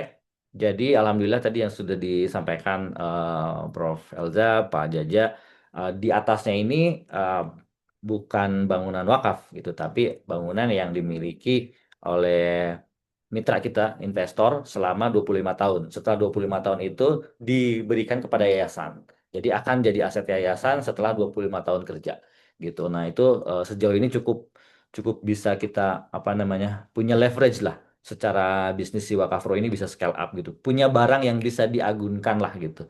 Walaupun nggak ke bank tapi investor pede gitu ketika kita mau mau apa guide another investment. Oke, ini bangunannya bisa diginiin, diginiin, diginiin gitu. Bisa di branding, bisa di apapun gitu. Nah, pertanyaan selanjutnya adalah eh, tanah ini kan tanah wakaf juga gitu. Jadi ketika tempat ini sudah menghasilkan ada revenue yang masuk, eh, di pengelola nggak ada masalah, di investor nggak ada masalah. Masalahnya ada di nazirnya lagi sekarang. Karena di tanah wakaf, apakah yang kita bisa pakai itu hanya 10%? Karena modal kita untuk bisnis ini ya hanya tanah gitu kan. Tanah ini tanah wakaf. Berarti apakah kita keikat lagi dengan si 10%-nya itu atau tidak? Sementara ini kita ikat keuntungan kita apa hak yang bisa kita pakai ya 10% itu 90% langsung ke Mokov Alai gitu. Nah, again itu sendiri tidak membuat kita mudah untuk scale up gitu si bisnis. Si Nazir ini PR lagi nih gimana nih gitu. Jadi apakah kita get another investment kan atau akhirnya kita bikin produk terus, kita inovasi terus, kita bikin tempat multimedia di sana, kita bikin tempat glamping, inovasi terus nggak berhenti-berhenti. Dan gimana caranya sesedikit mungkin kita pakai dana wakaf gitu karena pakai dana wakaf susah banget scale up-nya gitu. Jadi ini PR terbesar kita sekarang dan ini kita jadi pembahasan bareng-bareng bersama dengan nasir-nasir lain yang kita lagi dekat banget sama Salman, kita lagi diskusi juga dengan Dede kemarin minggu kemarin gitu. Eh, Obrolannya sama terkait nih 10% nih gimana nih gitu. Gitu. Kalau memang ternyata tidak di satu sisi menarik wakaf tadi dana apa aset wakaf kan beribuan hektar gitu. Kalau agama enggak bukan agama kalau saya sekapitalis kan wah ini harus dioptimasi nih gitu tapi dari sisi Nazir nggak menarik gitu ya untuk scale up bisnis untuk program sosialnya sangat menarik gitu tapi kan kita harus balance bagaimana ngembangin si bisnisnya juga harus sustain tapi Mokov Alay tetap jalan gitu nah sedangkan ini kalau saya yang kami rasakan gitu ya untuk Mokov Alay bagus banget tapi untuk sustainability si bisnisnya itu sendiri eh, banyak PR gitu. Jadi saya sekarang akhirnya berkesimpulan sesedikit mungkin pakai dana wakaf, pakai aset wakaf, honestly gitu ya. Yang penting saya bisa kasih penerima manfaat banyak. Udah itu aja that's it gitu. Begitu mungkin Mbak Lisa yang dari saya eh, sharingnya. Kalau boleh kita diskusi sih kayaknya seru nih. Saya Baik, menunggu. iya. Terima kasih banyak Kang Gary untuk sharingnya ya dari pengalaman di FF.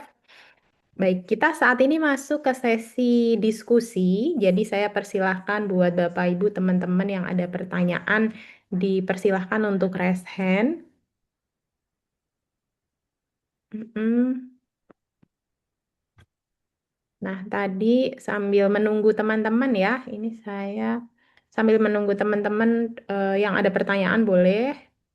Tadi yang mungkin untuk pemantik diskusinya tadi terkait dengan yang disampaikan Kang Geri ya di prakteknya gitu. Kalau misalkan memang sudah ada tadi investor yang potensial investor gitu ya yang tertarik dengan pengembangan tadi investasi di atas tanah wakaf, mungkin dari Pak JJ dan Bu Helza boleh kasih gambaran kira-kira pasnya berarti pakai apa ya akadnya gitu ya. Kalau tadi kan BOT sebenarnya udah jalan gitu ya. Ya, kalau Tapi kita mungkin pakai BOT selain selama ini ya ya. selain BOT mungkin apa yang kira-kira sesuai gitu ya atau barangkali Pak Jaje kan jadi yang tahu isinya revisi PMA 73 kira-kira yang Ya, terakomodir di upcoming revisi seperti apa tuh Pak Jaja? Persilahkan. ya, jadi gini, ini menyangkut soal fikih negara ya. Jadi saya sedikit masuk ke usul fikih ya, ke usul fikih. Jadi ini perlu dipahami bahwa eh, fikih kita dalam negara itu bukan fikih kerajaan. Jadi kami menganut terus terang ya, ini kalau boleh kita ini menganut dua imam besar Pak, Al-Mawardi dan Ibnu Taimiyah. Ini dua-dua saya kira dua tokoh besar yang kemudian memberikan satu prototipe bagaimana hubungan agama dan negara. Jadi negara itu tidak selalu harus ikut detail Pak. Pilihan kita adalah kita mengambil jalur yang tengah yaitu moderat. Apa? Kami ini menciptakan regulasi Pak, administratif toh. Jadi posisi civil society kita kedepankan dalam tata kelola zakat dan wakaf. Maka dalam konteks ini kami tidak mengatur secara detail terkait dengan pola kerjasama. Karena ini menyangkut satu inovasi dan kreasi yang saya kira kalau kita kunci dalam satu dua model, justru ini akan menghambat. Maka prinsip kami adalah 5 prinsip dasar itu dalam maqasid syariah ya, hifdzul mal, hifdzul nasab, hifdzul nasal. Yang kami lihat adalah bagaimana tanah wakaf itu ketika dikerjasamakan tidak hilang asetnya, tidak dirugikan nazirnya, investornya juga aman. Itu prinsip dasar kita. Ya. Kita tidak masuk kepada modeling. Maka dalam PMA 73 kita hanya mencantumkan adalah kerjasama itu dituangkan dalam akta notaris. Ini diskusi panjang, Pak. Bisa saja negara ikut hadir mengembangkan satu model gitu. Nah, kami rencananya akan turunkan dalam Cap Dirjen. Ini yang saya kira lebih ini. Misalnya kalau Cap Dirjen gampang kita revisi per 2 tahun, 3 tahun.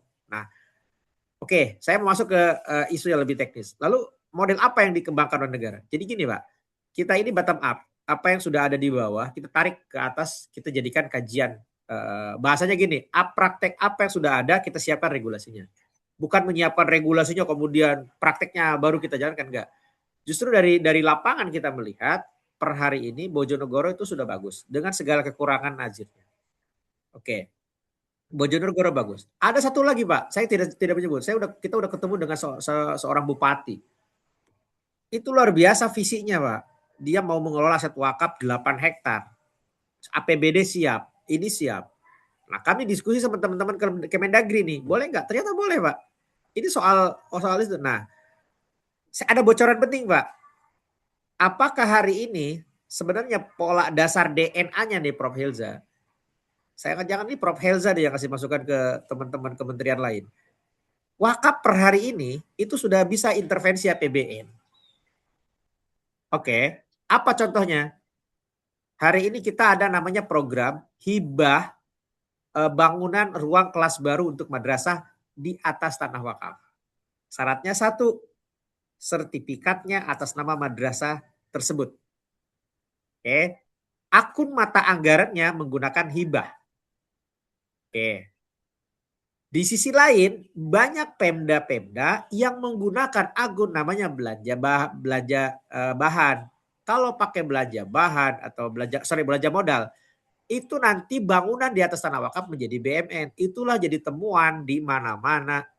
Saya cerita Pak Bupati itu. Nah, tapi teman-teman di Kementerian PU melalui Ditjen Cipta Karya sekarang menggunakan namanya belanja hibah. Hibah itu adalah tanah wakaf. Kami dilibatkan untuk memverifikasi betul ini madrasah ini berdiri tanah wakaf, ini sertifikatnya, lalu dibangun oleh teman-teman Cipta Karya, ya. Setelah dibangun, bangunannya dihibahkan, berita acara serah terima. Hibah dari negara ke Madrasah Al-Hidayah, bangunan seluas sekian sekian sekian, itu beres. Ini transformasi yang luar biasa, Pak. Anggarannya itu lebih dari 1,8 T. Ini belum pernah diakses nih sama teman-teman Wacit kayaknya ini. Artinya ini terobosan luar biasa. Uang negara bisa intervensi ke ini. Maka inilah yang kemudian kita gunakan hari ini. Ada dua pola, B2B dan government. Kalau dengan pemerintah, sekarang kita sudah masuk. Kalau Anda mau membangun tanah wakaf, pakai mata anggarannya apa? Belanja hibah, Pak. Nggak boleh pakai belanja modal. Kenapa? Agar bangunannya tidak dipermasalahkan oleh pemeriksa. Oh, ini udah hibah. Oke, ini sudah berjalan. Sudah berjalan ini. Alhamdulillah lancar. Ini tahun kedua. Ini tahun kedua. Dan alhamdulillah Bapak bisa cek di teman-teman di Jenpedis hari ini. Nah, sekarang kita berbicara soal B2B. B2B ini, terobosan ini, kita belajar dari yang tadi madrasah, maka kita coba ada namanya tanahnya wakaf, tapi ada aktivitas bisnis di situ. Maka kita cantumkan di situ cukup dengan perjanjian akta notaris. Siapa mengerjakan apa, waktunya berapa tahun, nanti hak najir seperti apa, semuanya ini hukum. Oke, ada 5 kasus besar yang sedang kami tangani hari ini dan semuanya melibatkan sekolah elit, Pak. Ada 5. Valuasi nilainya 200 miliar. Bayangkan Mas Gerdi. 200 miliar hari ini. Sekolahnya udah hebat, siswanya udah ribuan. Ternyata itu konflik antara nazir dengan pengelola. Tidak ada kerjasama, mau dikerjakan sampai berapa tahun. Akhirnya apa? Nazirnya ngambek. Mau ngambil, loh ini kan kami udah mengeluarkan berapa miliar ini untuk kebangun. Ributlah di mana-mana. Nah, belajar dari situ, maka kata kunci adalah yang menjadi jembatan antara wakaf dengan bisnis adalah akta notaris, kerjasama.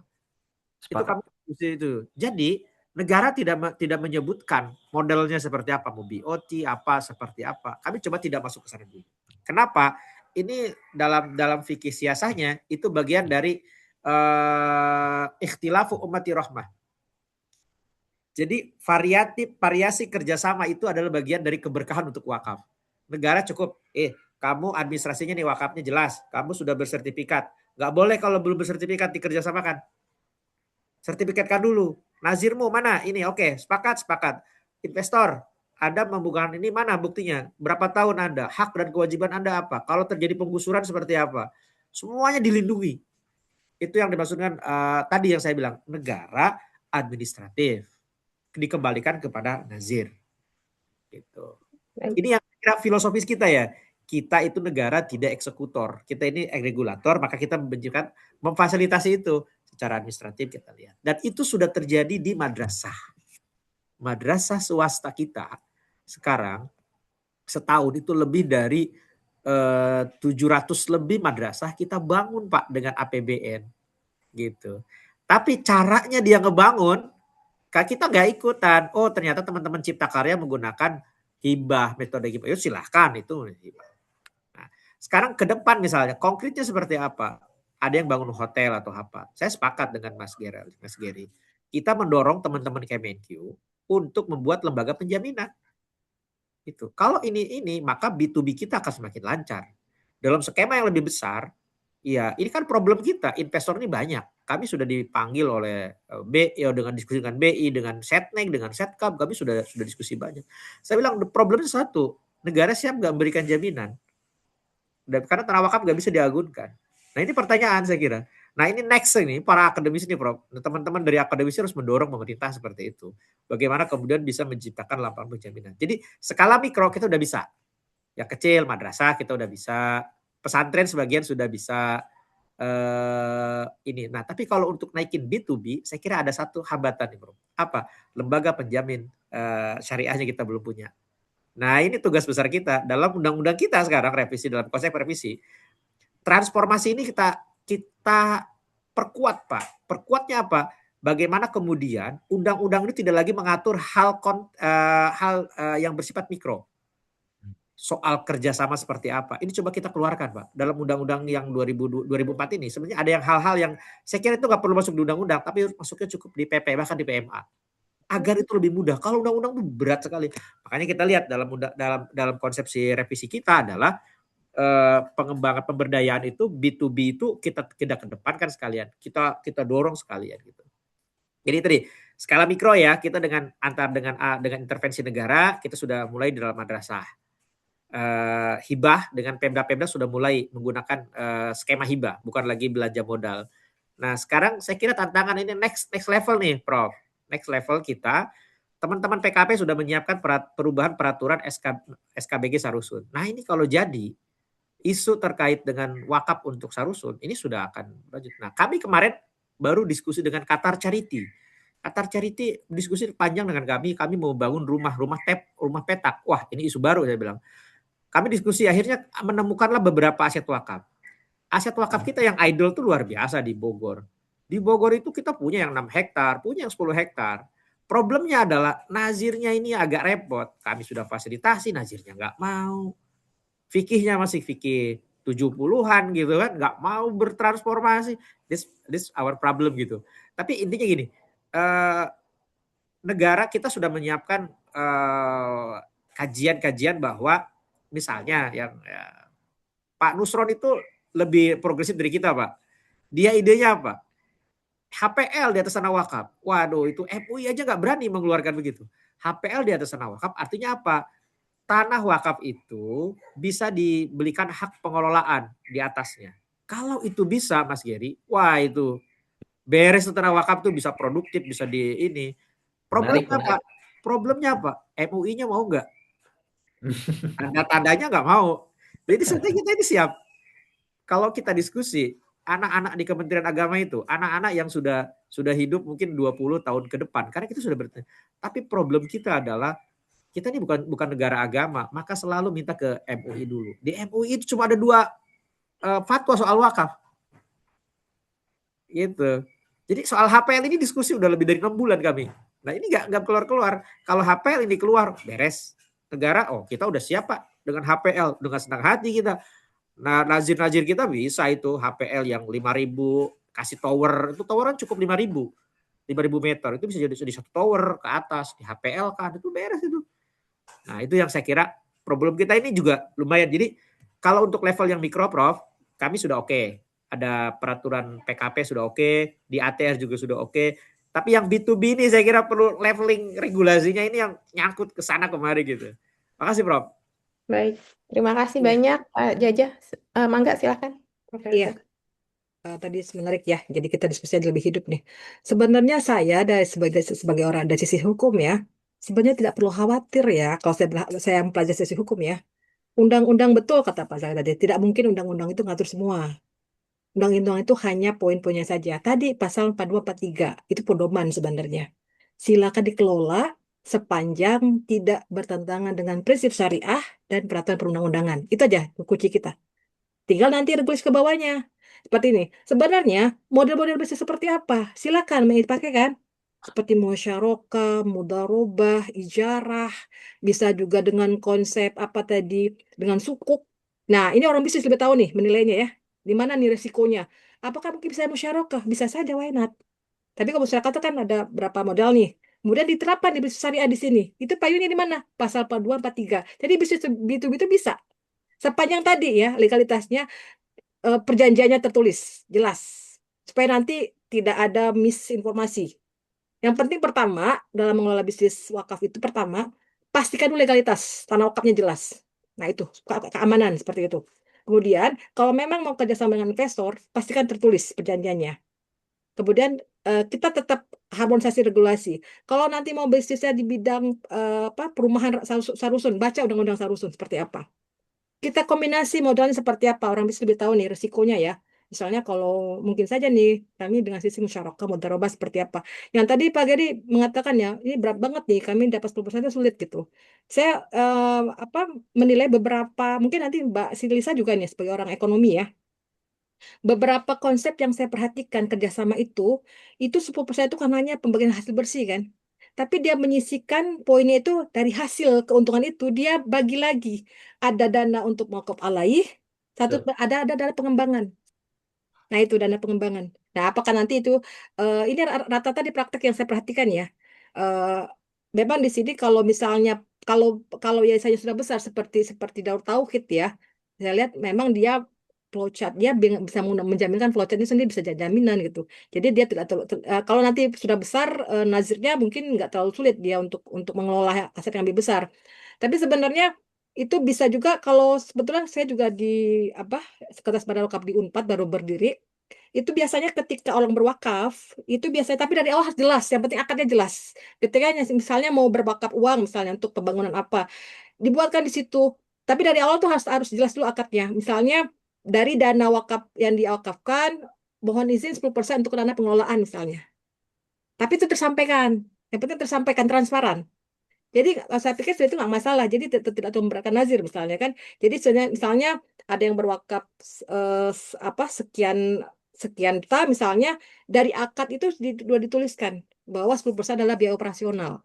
Seperti itu. Itu dimungkinkan dengan catatan yang penting disampaikan. Disampaikan secara transparan sehingga nazir tidak terlalu berat untuk menyisihkan. Seperti itu. Kalau boleh beli seperti apa, silakan kombinasikan dengan riset syariah. Nah, permasalahannya adalah kadang-kadang di lapangan ada hal-hal yang masih belum harmonis. Nah, ini memang betul ya di tahap regulasi misalnya. Saya contohkan misalnya, tapi apakah kalau regulasi belum ada jadi mandek? Tidak juga saya lihat. Kalau gitu setidaknya dibuat dulu dengan untuk perjanjian. Perjanjian antar antar antar sebagai contoh nih terkait dengan wakaf hak cipta misalnya nih. Ini kan banyak banyak belum ada bentuk SOP seperti apa sih? Nah, itu kan harus bersinergi kan dengan dirjen ini dengan dirjen haki kan. Tapi apakah dengan tidak adanya aturan ini kita tidak jadi berwakaf haki misalnya? Setidaknya kita buat dulu perjanjian dengan notarisnya di situ. Nah, nanti next kalau ada peraturan peraturan yang baru muncul baru kita akan sesuaikan kembali. Jadi kita bisa fleksibel. Tapi yang penting eh, sepanjang peraturan sudah ada kita ikuti. Kalau memang ada bisa dibuat dalam bentuk perjanjian. Kemudian tapi tetap ya ketika kita ingin mengelola aset wakaf itu sendiri, kalau menurut saya sih yang penting sekarang ke depan Pak Geri itu melibatkan tim hukum. Ke depan buat tim legal. Jadi Sudah, kenapa? Bu. Ya, Jadi tim legalnya harus kuat dari awal ya. sampai akhir. Kenapa? Karena saya juga tertarik ya beberapa lembaga wakaf yang sudah profesional, mereka juga tidak serta-merta nerima wakaf juga. Betul. Karena kalau nggak mampu ngelola buat apa gitu ya. Ya, Karena kan tanggung jawab ya. Saya pikir betul, ini betul. bagus nih karena mereka sudah paham ya bahwa mereka benar-benar prinsip-prinsip hati dijaga. Tapi memang mereka juga melihat kami mampu nggak sih ngelolanya seperti itu kan. Itu juga menjadi pertimbangan seperti itu. Jadi Betul. ke depan saya pikir tidak perlu ada kekhawatiran sepanjang kita memang berada pada rule yang benar. It's okay, saya pikir. Jadi tidak perlu ada kekhawatiran. Bila perlu konsultasi secara hukum seperti apa, itu terus saya pikir tidak ada hambatan juga sih. Walaupun memang betul dalam tahap SOP banyak memang poin-poin yang belum diatur, sehingga terjadi kekosongan. Kalau untuk level yang lebih tinggi, Undang-Undang Wakaf itu sudah memungkinkan, termasuk mengadopsi bagaimana pola-pola bisnis yang mau dipilih. Yang penting tadi catatannya based on syariah. Seperti itu. Demikian dari saya, tambahan saja. Baik, terima kasih banyak Prof. Ilsa. Jadi sebenarnya kalau dari payung hukumnya sudah aman ya Prof, kalau dari sisi hukum ya. Tinggal justru yang dikuatkan adalah, karena tadi kalau penjelasannya Pak Jaja kan juga sebenarnya regulasinya nanti akan mengakomodir yang udah jalan duluan gitu ya. Jadi justru mungkin kalau SF tadi mau mulai duluan nggak apa-apa berarti ya. Bisa jadi bisa jadi percontohan gitu. Silahkan Pak Hans, sudah resen. Baik, terima kasih. Assalamualaikum warahmatullahi wabarakatuh. Waalaikumsalam.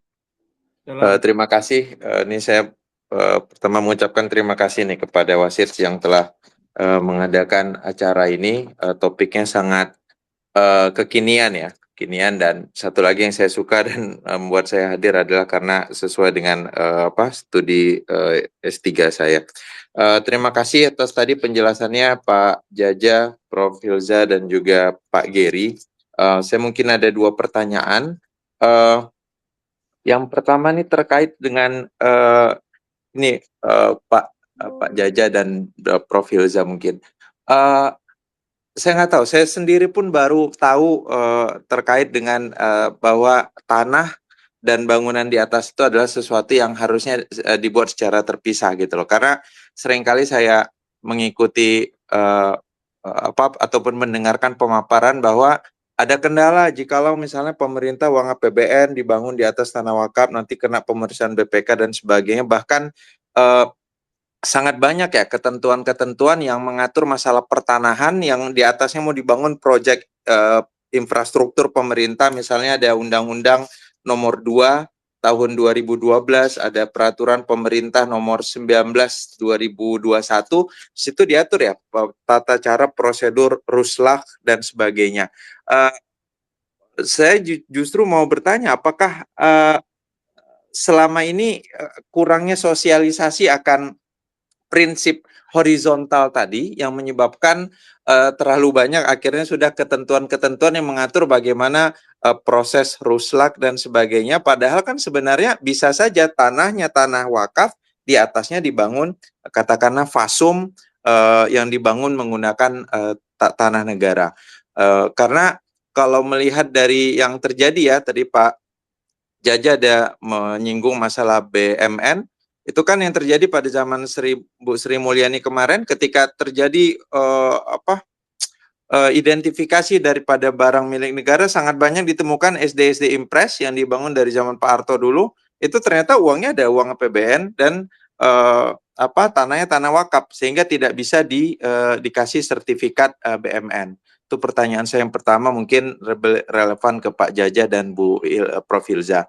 Kemudian yang kedua, pertanyaan saya kedua adalah bagaimana jika katakanlah tanahnya adalah tanah wakaf ya, tanahnya tanah wakaf, kemudian di atasnya mau dibangun infrastruktur negara nih, infrastruktur negara, dan di situ karena katakanlah negara kondisinya masih APBN-nya terbatas dan sebagainya, pemerintah juga membuka kesempatan masyarakat untuk berwakaf. Jadi katakanlah tanahnya tanah wakaf, bangunan katakanlah kita mau bangun jembatan ya, jembatan kecil-kecilan ya, jembatan katakanlah 80% dananya adalah milik negara APBN, 20% adalah dari kas wakaf melalui uang ya, wakaf melalui uang. Nah, bagaimana pencatatan yang seharusnya nih Pak Jaja dan Prof. Hilza, apakah itu keduanya harus dicatat, bisa dicatat sebagai barang milik negara, meskipun di situ tidak 100% nih uang negara, ada 20% uang wakafnya. Karena kita pengen juga tercatat bagaimana supaya terrecord dengan baik seluruh wakaf yang dilakukan oleh masyarakat Indonesia. Demikian, Assalamualaikum warahmatullahi wabarakatuh. Waalaikumsalam warahmatullahi wabarakatuh. Terima kasih banyak Pak Hans. Silahkan Pak Jaja. Setelah itu dari Ibu. Prof. Hilza dulu deh. Oh, Bu Yaza, ya silahkan. Ya mungkin saya secara prinsip umum aja deh. Pertama, kita kalau bicara wakaf, Pak, nanti bisa berkembang ya, infrastruktur segala. Tapi tetap pertama, based on wakafnya jangan hilang. Ya, pertama nih, wakaf ya. Kita kembali lagi ke tetap kepala filosofis wakaf. Mau dikembangkan nanti silakan. Tapi sepanjang filosofis wakafnya berdasarkan regulasi tidak dilanggar. Pertama, tadi kan, kita kembali lagi kepada syarat wakaf pasal 6 tadi ya. Pertama misalnya tanah wakaf jelas ya. Pertama kan jelas peruntukan untuk apa. Kalau nanti gini, kalau di atas wakaf itu sudah jelas ya, misalnya tanah wakafnya untuk madrasah, masjid, maka nggak bisa diotak-atik. Kalau memang mau dialihkan peruntukannya, misalnya Nazir menganggap, oh ini tidak available nih, nggak pas, maka dia harus perubahan dulu pengajuan ke Badan Wakaf. Jadi wakaf itu bisa fleksibel kalau dasarnya dulu. Kalau sudah jelas tanah wakaf dari wakif mewakafkan tanahnya kepada Nazir, mintanya dirikan sekolah, mintanya dirikan masjid, mintanya dirikan apa sesuai akad, maka harus dihormati. Kalau tiba-tiba Nazir yang ganti, nah Nazirnya kena hukum pidana, nanti kena aturan hukum boleh juga. Itu dulu. Kalau nanti Nazir berpikir, waduh kami mau mendirikan sekolah nih di sini, tapi tiba-tiba ada masukan dari investor. Ini kejadian yang di Lampung nih, ada mahasiswa yang neliti. Katanya Bu, tanahnya nggak jadi udah berpindah. Kalau prosesnya benar nggak masalah. Investor datang mau diriin apa mall, padahal itu tanah pesan amanat wakif adalah untuk madrasah. Kalau memang bukan berarti tidak bisa dirubah sebenarnya, tapi kemudian Nazir melihat, oh ini nggak visible nih di sini karena buat sekolah juga jauh dari perkampungan, masa tempatnya juga jauh. Gimana mungkin orang mau sekolah di sini gitu? Akan lebih visible kalau seandainya kami pindahkan misalnya. Ini lebih cocok tanah wakaf ini misalnya untuk apa misalnya? Kalau tadi misalnya visibility buat buat yang lain gitu. Setelah seperti itu, tapi tidak serta-merta dari sendiri harus mengajukan perubahan permohonan kepada badan wakaf itu. Itu yang pertama. Jadi kita harus menghormati dulu apa inginnya wakif. Makanya tadi saya katakan ketika saya melihat contoh kasus tadi Muhammadiyah itu, dia sebenarnya punya visibility buat rumah sakit. Kalau di masjid udah banyak gitu loh. Ada ya ibu-ibu udah datang nih pengen bawa wakaf tanah. Akhirnya diajak komunikasi dulu sebelum sebelum akad itu dimunculkan dalam akad tertulis. Jadi komunikasi dulu. Bu, kami sebenarnya lebih fleksibel kalau nanti kita dikatakan rumah sakit.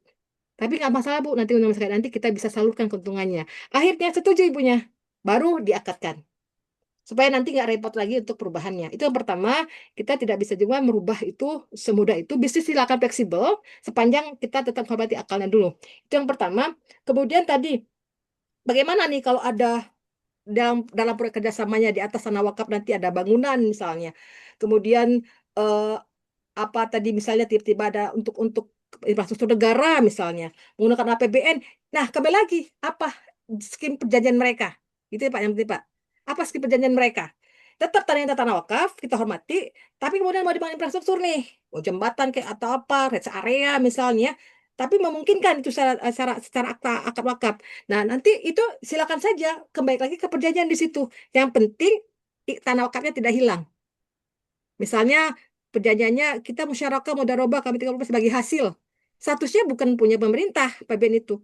Bukan punya pemerintah gedung itu. Tetap karena tanah wakaf kan. Yang penting nanti statusnya tetap bangunannya nanti bisa terpisah kan. Silakan bangunan itu menjadi fleksibilitas ke bisnis aja. Mau berapa lama nih, mau berapa tahun, jadi tidak masalah. Karena tidak akan hilang ke badan tanah wakafnya. Itu kan hanya ada jangka waktu yang penting tertulis di dalam perjanjian. Jadi lari ke sana. Masalah apakah ada dana aset atau wakaf atau tidak, ya itu nanti kan hitung-hitungan mereka masing-masing ya secara bisnis to bisnis ya. Tapi yang penting aset wakafnya tidak hilang. Itu yang dari filosofi yang saya apa tangkap. Kemudian tadi apa lagi Pak? Saya lupa nih Pak. Ketika di atas tanah wakaf, terus masyarakat ikut patungan gitu Bu, buat bangunnya itu bisa diatur Oh itu, dengan nah ada cara dua hukum. nanti ada istilahnya ada wakaf melalui uang. Nah bisa gini nih, ada makanya ada wakaf. Ini kan harus bedakan ya antara wakaf uang dengan wakaf melalui uang. Kalau wakaf uang, uangnya adalah objek wakaf, itu menjadi modal bisnis.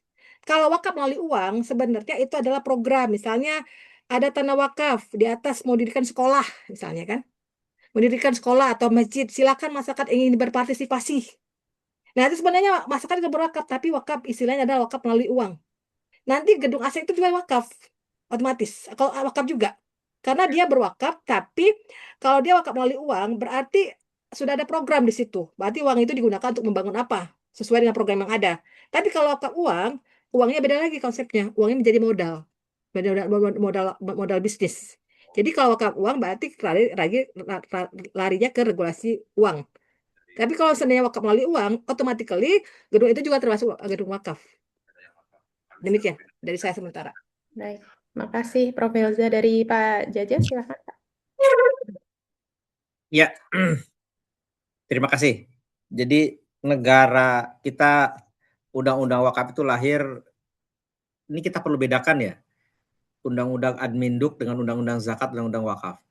Kalau undang-undang Adminduk itu adalah undang-undangnya diciptakan, baru administrasinya dijalankan, prakteknya dijalankan. Kalau undang-undang zakat dan wakaf itu praktek agama sudah ada, makanya negara tidak mengatur fikihnya, tetapi administratifnya. Ini perlu kita. Haji itu sudah berjalan, negara mengatur administrasinya, bagaimana mendaftarkan, bagaimana berangkatnya diatur, manajerial. Tapi fikih hajinya enggak, itu urusan MUI gitu. Nah dalam wakaf juga sama. Di wakaf itu prakteknya itu sudah dari dulu itu selalu wakaf itu identik dengan masjid dan KUA. Ada 1.100 KUA itu di atas tanah wakaf.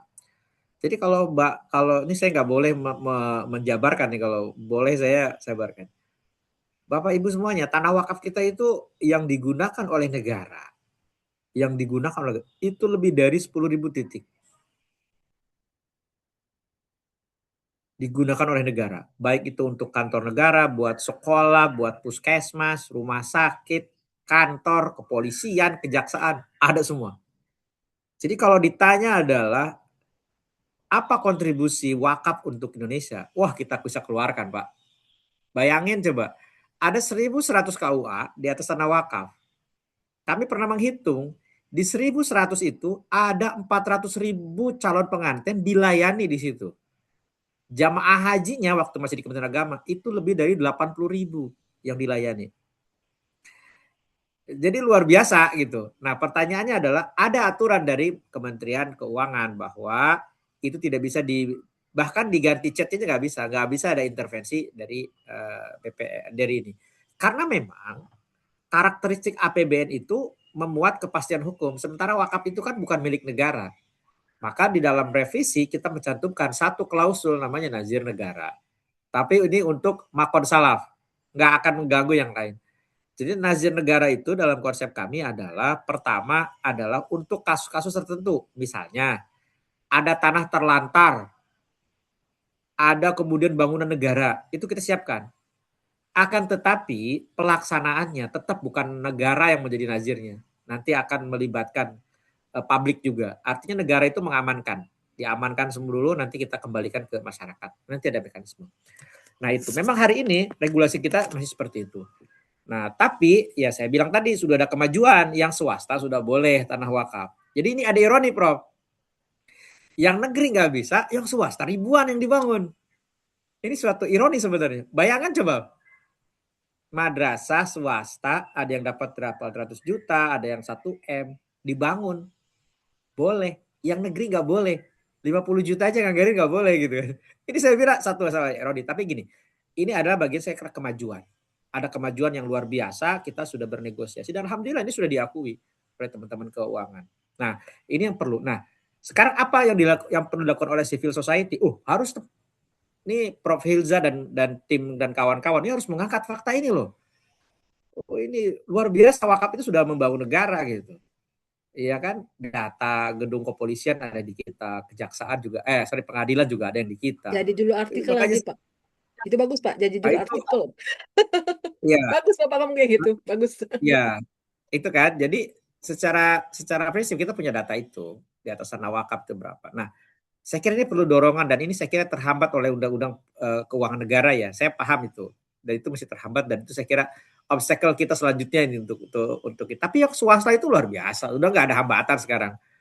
Dengan Kemendagri bilang oke, selama pakai mata anggarannya hibah silahkan. Tapi kalau belanja modal Anda jadi temuan. Wah itu kan bupati senang sekarang.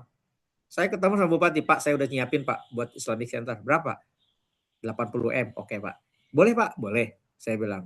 Tapi saya minta nazirnya diganti, jangan perorangan. Nggak benar kalau perorangan. Saya minta ke badan hukum. Diganti sekarang ke badan hukum. Nah, ini udah kemarin aja kita sudah diminta untuk mendampingi, ada 2 bupati lagi Pak. Ingin membangun fasilitas publik di atas tanah wakaf. Nah, saya ingin contohkan. Di PKP itu ada satu isu yang saya kira tadi saya terlewat ya. Apa itu? Pengembangan kawasan. Setiap ada kota baru itu kan harus ada didukung oleh fasilitas, ada pasar, pengolahan sampah, pengolahan air bersih. Itu wakaf bisa masuk ke situ. Kami udah diskusi sama teman-teman PKP dan Real Estate Indonesia. Loh, mereka itu punya kewajiban ketika ngebangun sebuah perumahan kan ada pasum-pasos. Loh, nggak usah Anda beli tanahnya, wakaf saja silahkan. Masjidnya dibangun, di bawahnya ada ruko. Boleh, saya bilang. Nanti ada di mana? Ya kan akta notari di situ.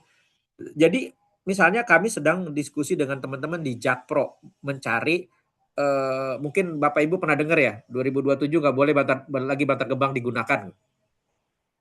Mungkin silakan dicek itu. Itu sekarang kita lagi diskusi banyak. Ada nggak aset wakaf yang 1 hektar? Ada Pak, saya bilang. Yang 6 hektar juga ada. Tinggal visibility study-nya saja. Sekarang digunakan mau dibangun pasar kayak mau dibangun ini, silahkan di tanah wakaf itu. Nah, ada ada hambatan lain tadi saya bilang ada peruntukannya berbeda. Oh, itu bisa dirubah dengan perubahan peruntukan, perubahan mauquf alaih. Sikan itu urusannya dengan BWI. Itu bisa kok diubah.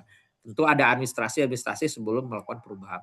Yang tidak boleh itu cuma satu, Pak. Dijual, dihibahkan, digadaikan, dialihkan itu nggak boleh tanah wakaf. Yang lainnya silahkan. Tapi ada tahapan-tahapan administrasi. Saya kira fikih kita harus sangat maju, Prof. Itu sangat maju sekali di fikih kita. Yang jadi masalah adalah di tataran teknis ini belum tersampaikan ke teman-teman pebisnis. Itu boleh kok. Akta notaris yang penting Anda kerjasama dengan sinergi misalnya. Saya mau bangun dong minimarket misalnya. Ada 10 minimarket. Saya sewa selama 20 tahun. Nanti Nazir dapat sekian, setelah 20 tahun bangunan milik Anda. Itu kan saya kira sah-sah saja ada dituangkan di akta notaris, selesai. Wakafnya nggak hilang. Ya nggak boleh itu. Wakafnya hilang. Investornya ini. Itu ya. Nah, sekarang bagaimana skema pembangunan? Kita perlu izin, Prof. Saya ingin sedikit mengoreksi sedikit terkait wakaf melalui uang. Ini salah satu saya kira negara ini agak terlambat ya. Kami terlalu terlambat untuk membangun sistem administrasi. Dalam regulasi kita belum ada wakaf melalui uang. Tapi hari ini misalnya negara sudah bergerak bagaimana memfasilitasi itu melalui namanya kita menyiapkan satu skema terkait dengan bangunan, wakaf bangunan. Wakaf bangunan itu begini, Bapak Ibu membangun madrasah. Nah, bangunan itu kita sertifikatkan menjadi bagian dari wakaf. Wakifnya ada 100 ya kita sampai ke 100. Pakai 100. Nah, yang menarik misalnya kami diskusi sama teman-teman kehutanan kemarin. Sama dengan teman-teman pertanian. Wakaf hutan. Wakaf hutan itu sekarang, itu definisinya kita geser, Prof. Bukan kita membentuk hutan. Pertama, objeknya adalah milik perhutani. Tapi di hutan sosial. Silahkan digunakan untuk wakaf. Itu konsesinya 30-35 tahun. Ya. Yang kedua misalnya asetnya wakaf, kemudian pohonnya juga wakaf. Itu sudah diperbolehkan.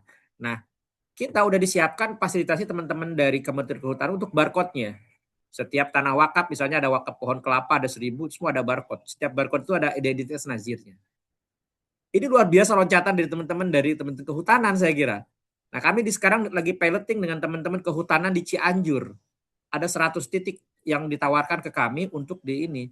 Nah, jadi ke depannya itu kita ingin mengembangkan ekologi ya, ekoteologi itu bagaimana tanah-tanah wakaf ini maupun aktivitas wakaf di luar tanah wakaf itu bisa kita lakukan. Nah, ide kini, Pak, ini bukan ide yang lahir dari kami, Pak. Kami belajar dari teks. Ada praktek di lapangan ini. Oh, ini udah bagus nih, yuk kita siapin regulasinya. Sebenarnya nggak ada yang baru. Memang tugasnya birokrat itu jalan-jalan, Prof. Jalan-jalan, oh ini udah yang bagus gitu. Satu lagi Pak, titip pesan Pak, wakaf hak cipta Pak. Betul, hak cipta. Itu dari dulu saya kedor terus Pak. Itu kok kayaknya ini paten apa itu kan potensinya gede loh Pak. Ya. Kenapa nggak di bagus sekali tuh. Sekarang misalnya di perdebatan, siapa PPAIW? Kami sudah mempetakan. Nah, itu. Tidak bergerak semuanya di KUA. Bangunan, tanah, pohon di KUA. Oke, wakaf uang itu ada di LKS PPAIW-nya. Nah, kita sedang memasukkan namanya notaris. Nah, iya betul. Nah, gimana sih Prof, perkembangan notaris, Prof? Kayaknya masih mandek tuh, Prof. Ini perlu didorong, Prof, civil society-nya. Kami sudah siapkan naskah akademik, kami sudah siapkan, boleh nggak notaris menjadi ini? Boleh. Obstacle-nya adalah regulasi di kenotariatan itu yang perlu diubah. Harus harmonis ya? Iya, harus harmonis. Kami udah siap. Artinya nanti seperti perbankan menjadi LKS PWU, ada syarat masuk daftar ke kita. Nah, saya kira ini perlu. OJK sudah turun tangan untuk mengikuti ini. Sekarang bagaimana kemudian untuk ini. Nah, saya ingin sedikit, Prof, terakhir nih. Bapak Ibu semuanya, hari ini kita menemukan fenomena yang sangat sulit kita selesaikan. Apa? Kami menangani rislah seluruh Indonesia, Bu. Wah, jadi Bapak Ibu kalau mungkin beberapa orang tuh kalau pernah ketemu dengan kami itu kesel. Kesel banget nih sama Pak Jaja dipersulit nih rislah saya. Gini, Bu. Ini problem rislah itu memang problem yang bagi saya itu sangat tipis, Bu. Behind scene-nya itu luar biasa. Oh, di atasnya itu betul, Pak, ada ini udah benar, Pak. Ini udah ditutup, ini nggak ada akses publik gitu. Ternyata di belakangnya ada landscape. Makanya kita sekarang pegang namanya RT/RW, rencana tata ruang dan wilayah. Ada yang bilang, oh ini udah nggak bisa lagi. Oh nggak bisa, Pak, kami sudah pegang. Jadi kami ini sekarang menggodok, udahlah nggak semua tanah wakaf itu harus dirislah. Ini tinggal para pemangku kepentingan di tempat lain nih, kami sudah membuka diri, nggak usah rislah semuanya kecuali yang darurat. Rislah itu sebagai jalan terakhir lah, jalan terakhir untuk tidak dirislah gitu. Nah ini saya kira perlu yang ini. Nah data tanah wakaf kita yang sudah berkontribusi terhadap infrastruktur negara, wah itu ribuan dan sudah kita lihat kan. Artinya gini, intinya adalah eh, Bapak Ibu semuanya ini perlu kolaborasi. Saya ini orang kampus Bu, saya ini bilang saya ini orang kampus yang tersesat di jalan yang lurus gitu kan. Saya tersesat di jalan lurus. Basically Bu, ini saya mau cerita nih. Saya itu tafsir hadis Bu. S1 saya dari mulai aliyah saya di Manpeka, S1, S2 tafsir hadis. Sekarang saya ngambil 3 itu tafsir hadis lagi. Basically gitu, ada satu kesenjangan saya bilang. Kenapa? Coba deh sekali-kali Prof. Teman-teman itu mengkritisi wakaf itu teknokrasi, jangan fikihnya. Kritisi itulah itu loh, kelemahannya apa gitu. Jadi, nah saya sudah kerjasama sama Prof. Radit. Saya pernah ngisi kuliah 2 kali di UNER. Sekarang apa? Banyak mahasiswa S2, S3, disertasinya itu soal wakaf. Saya punya bank kasus, silahkan pilih. Wah mereka milih Bu, kayak pasar. Saya mau kasus ini Pak, saya mau kasus ini. Ini Prof. Radit di UNER itu. Jadi apa? Ke saya, kami ini kan punya keterbatasan baca Bu. Kami tuh nggak baca hukum, nggak baca ke publik. Kalau akademisi kan Mas asik, bebas berbicara apa saja gitu. Kalau kami kan mau bicara macam-macam kan, wah ada undang-undang. Jadi kadang kita itu minjem tangan-tangan teman-teman saya sedang menangani ada 5 yang lagi tesis di UNER sekarang. Itu berbicara soal kasus dan menarik gitu. Pada akhirnya nanti dari kasus itu kita bisa melihat oh eksisnya seperti ini seperti ini. Jadi kasus misalnya, kalau diskusi kita hari ini, kita punya bank kasus. Bagaimana kerjasama dengan pihak ketiga itu memunculkan masalah gitu. Nah kalau nanti ada yang mau meneliti silahkan boleh. Datanya ada lengkap di kita. Lokasinya di mana, bagaimana modus awalnya, bagaimana di pengadilannya saya kira. Karena itu menarik. Menarik pada akhirnya nanti ada feedback ke kami. Oh harus negara ini harus melakukan ini. Ada aturan perlu dirubah. Harus ini yang penting. Gitu. Jadi jangan fikih wakafnya Prof. Yang teman-teman disertasi ini S2, S3 jangan fikih wakafnya. Udah cukup lah fikih wakaf itu. Yang belum adalah politik negara di dalam tata kelola wakaf. Baik. Sedikit sekali gitu. Makasih Ya. Prof. Terima kasih banyak Prof. Hilza dan Pak Jaja. Ini sebenarnya saya pengen buka lagi sesi pertanyaan, cuman karena sudah jam 11, jadi sepertinya saya mau berikan kesempatan feedback dulu ke Kang Geri barangkali ya. Tadi kan pertanyaan Kang Geri dijawab sama Pak Jaja dan Bu Hilza juga. Boleh sebelum kita cukupkan, silahkan Kang Geri. Iya, makasih banyak Mbak Lisa, Prof. Filza, Pak Jaja. Iya seru sih sebetulnya. Saya sebagai praktisi gitu yang menjalankan bisnis dengan wakaf base gitu ya. Ujung-ujungnya ternyata sama aja gitu, mau bisnis berbasis wakaf atau tidak gitu. Ujungnya adalah GCG gitu, good corporate governance-nya gitu kan. Tadi legalnya mesti ada gitu. Sekarang di wakaf pro juga akhirnya, oh kita harus punya tim legal nih. Semua meeting apa segala macam harus tercatat apa segala macam sampai dengan investment itu kayak gimana gitu. Kemudian juga cara kita menjalankan bisnis tadi selain uh, prinsip syariah memang mesti gitu, tapi juga karena ini tadi dana wakaf itu harus abadi gitu ya, aset wakaf juga mesti dijaga. Um, Ya visibility tadinya penting gitu, dan mitigasi kita kelola resiko si bisnis itu juga penting gitu. Jadi kadang-kadang kan ya dulu saya pernah pernah menangani ternyata ada bisnis yang memang dibuat karena um, nazirnya kasihan gitu. Oh, kasihan nih harus dibantu nih pebisnisnya nih gitu, dikasih dana tapi ternyata dia nggak bisa kelola gitu ya, nggak bisa kayak gitu, mesti saklek dan seperti bisnis pada umumnya lah gitu, penuh dengan perhitungan, calculated. Bedanya ya ketika ini berhasil ya manfaatnya tidak hanya dirasakan oleh si pebisnisnya itu sendiri gitu, tapi yang harus didukung kan ini kebermanfaatan untuk umatnya jauh-jauh lebih besar gitu. Dan ternyata ya terima kasih banyak Pak Jaja, Prof. Hilza gitu ya. Yang penting bagaimana kita bisa ngelihat loophole aja di regulasi yang ada gitu ya, selama tidak bertentangan dengan prinsip syariah, kalau bahasa almarhum ketua yayasan kami itu aman syar'i, aman NKRI, jalanin Kang katanya. Gitu Satu mungkin. lagi kan, aman istri kan. Iya ya, boleh boleh boleh. Karena Pak Asep ngejalanin ya bisnis Pak ini ya. pulang malam kita Pak diprotes Asep tuh. Oh almarhum ya Pak ya. itu. Baik, Iya. siap-siap. Alhamdulillah kalau begitu. Dari Pak Jajat atau Prof. Ilza, apakah ada yang ingin closing statement disampaikan? Atau Ya, sudah ini cukup? intinya gini Mbak Lisa. Uh, Wakaf itu memang amazing. Mulai dari lahir sampai meninggal pun itu sebenarnya bisa diikuti oleh wakaf. Dari lahir rumah wakaf sampai nanti meninggal pun di tanah wakaf. Jadi benar-benar wakaf itu sebenarnya lifestyle ya. Jadi wakaf itu menurut saya merupakan payung ya, payung besar buat dari semua interaksi kehidupan kita sehingga wakaf itu memang akan membangun peradaban. Demikian dari saya. Baik. Makasih banyak Prof. Ilza. Dari Pak Jaja ada closing statement-nya? Silahkan. Kalau kita mau bergerak, itu pasti ada jalan. Jadi wakaf itu milik Allah. Jadi nggak usah takut. Nanti kalau udah jerak, ada aja jalan keluarnya. Karena sebenarnya ini bukan, yang penting kita bergerak aja dulu. Tugas pemerintah nanti menyiapkan regulasi. Itu aja.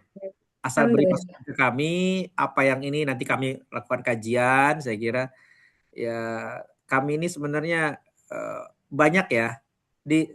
Ini izin Prof, mungkin saya termasuk orang yang banyak mengoleksi kajian-kajian. Kajian-kajian artinya banyak sekali yang japri saya, ini saya punya kajian. Dan itu sangat membantu kami. Artinya keterbatasan kami untuk membaca ini. Tugas kami adalah menurunkan dalam regulasi. Saya kira itu kolaborasi yang luar biasa. Itu namanya kita berkolaborasi dengan civil society, para akademisi, para praktisi itu memberikan kepada kami teknokrasi seperti apa nanti kita siapkan. Terima kasih Prof. Mohon maaf nih kalau saya kurang tertata dengan rapi, agak beda nih. Soalnya bukan, kadang ya kita ngomongin apa yang kita alami saja, nggak terstruktur seperti yang para akademisi ini. Terima kasih semuanya. Mohon maaf Terima Prof. kasih banyak. Baik. Oke. Terima kasih banyak Pak Jaja, Prof. Hilza, dan Kang Geri atas sharingnya, diskusinya, dan semoga teman-teman yang hadir di sini juga bisa mendapatkan banyak insight dan manfaat gitu ya.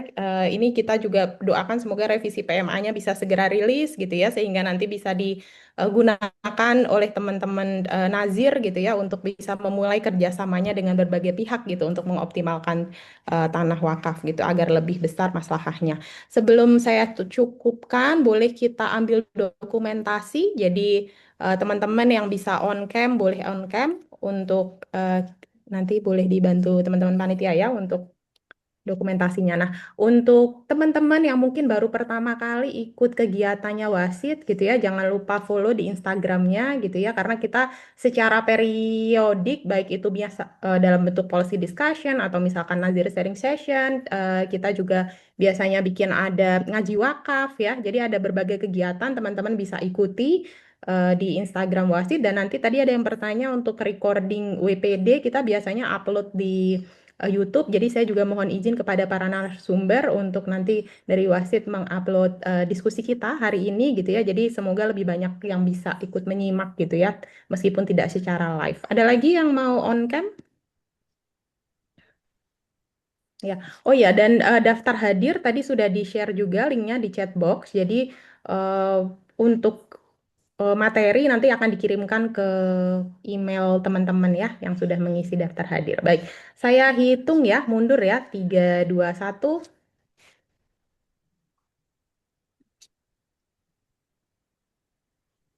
Baik.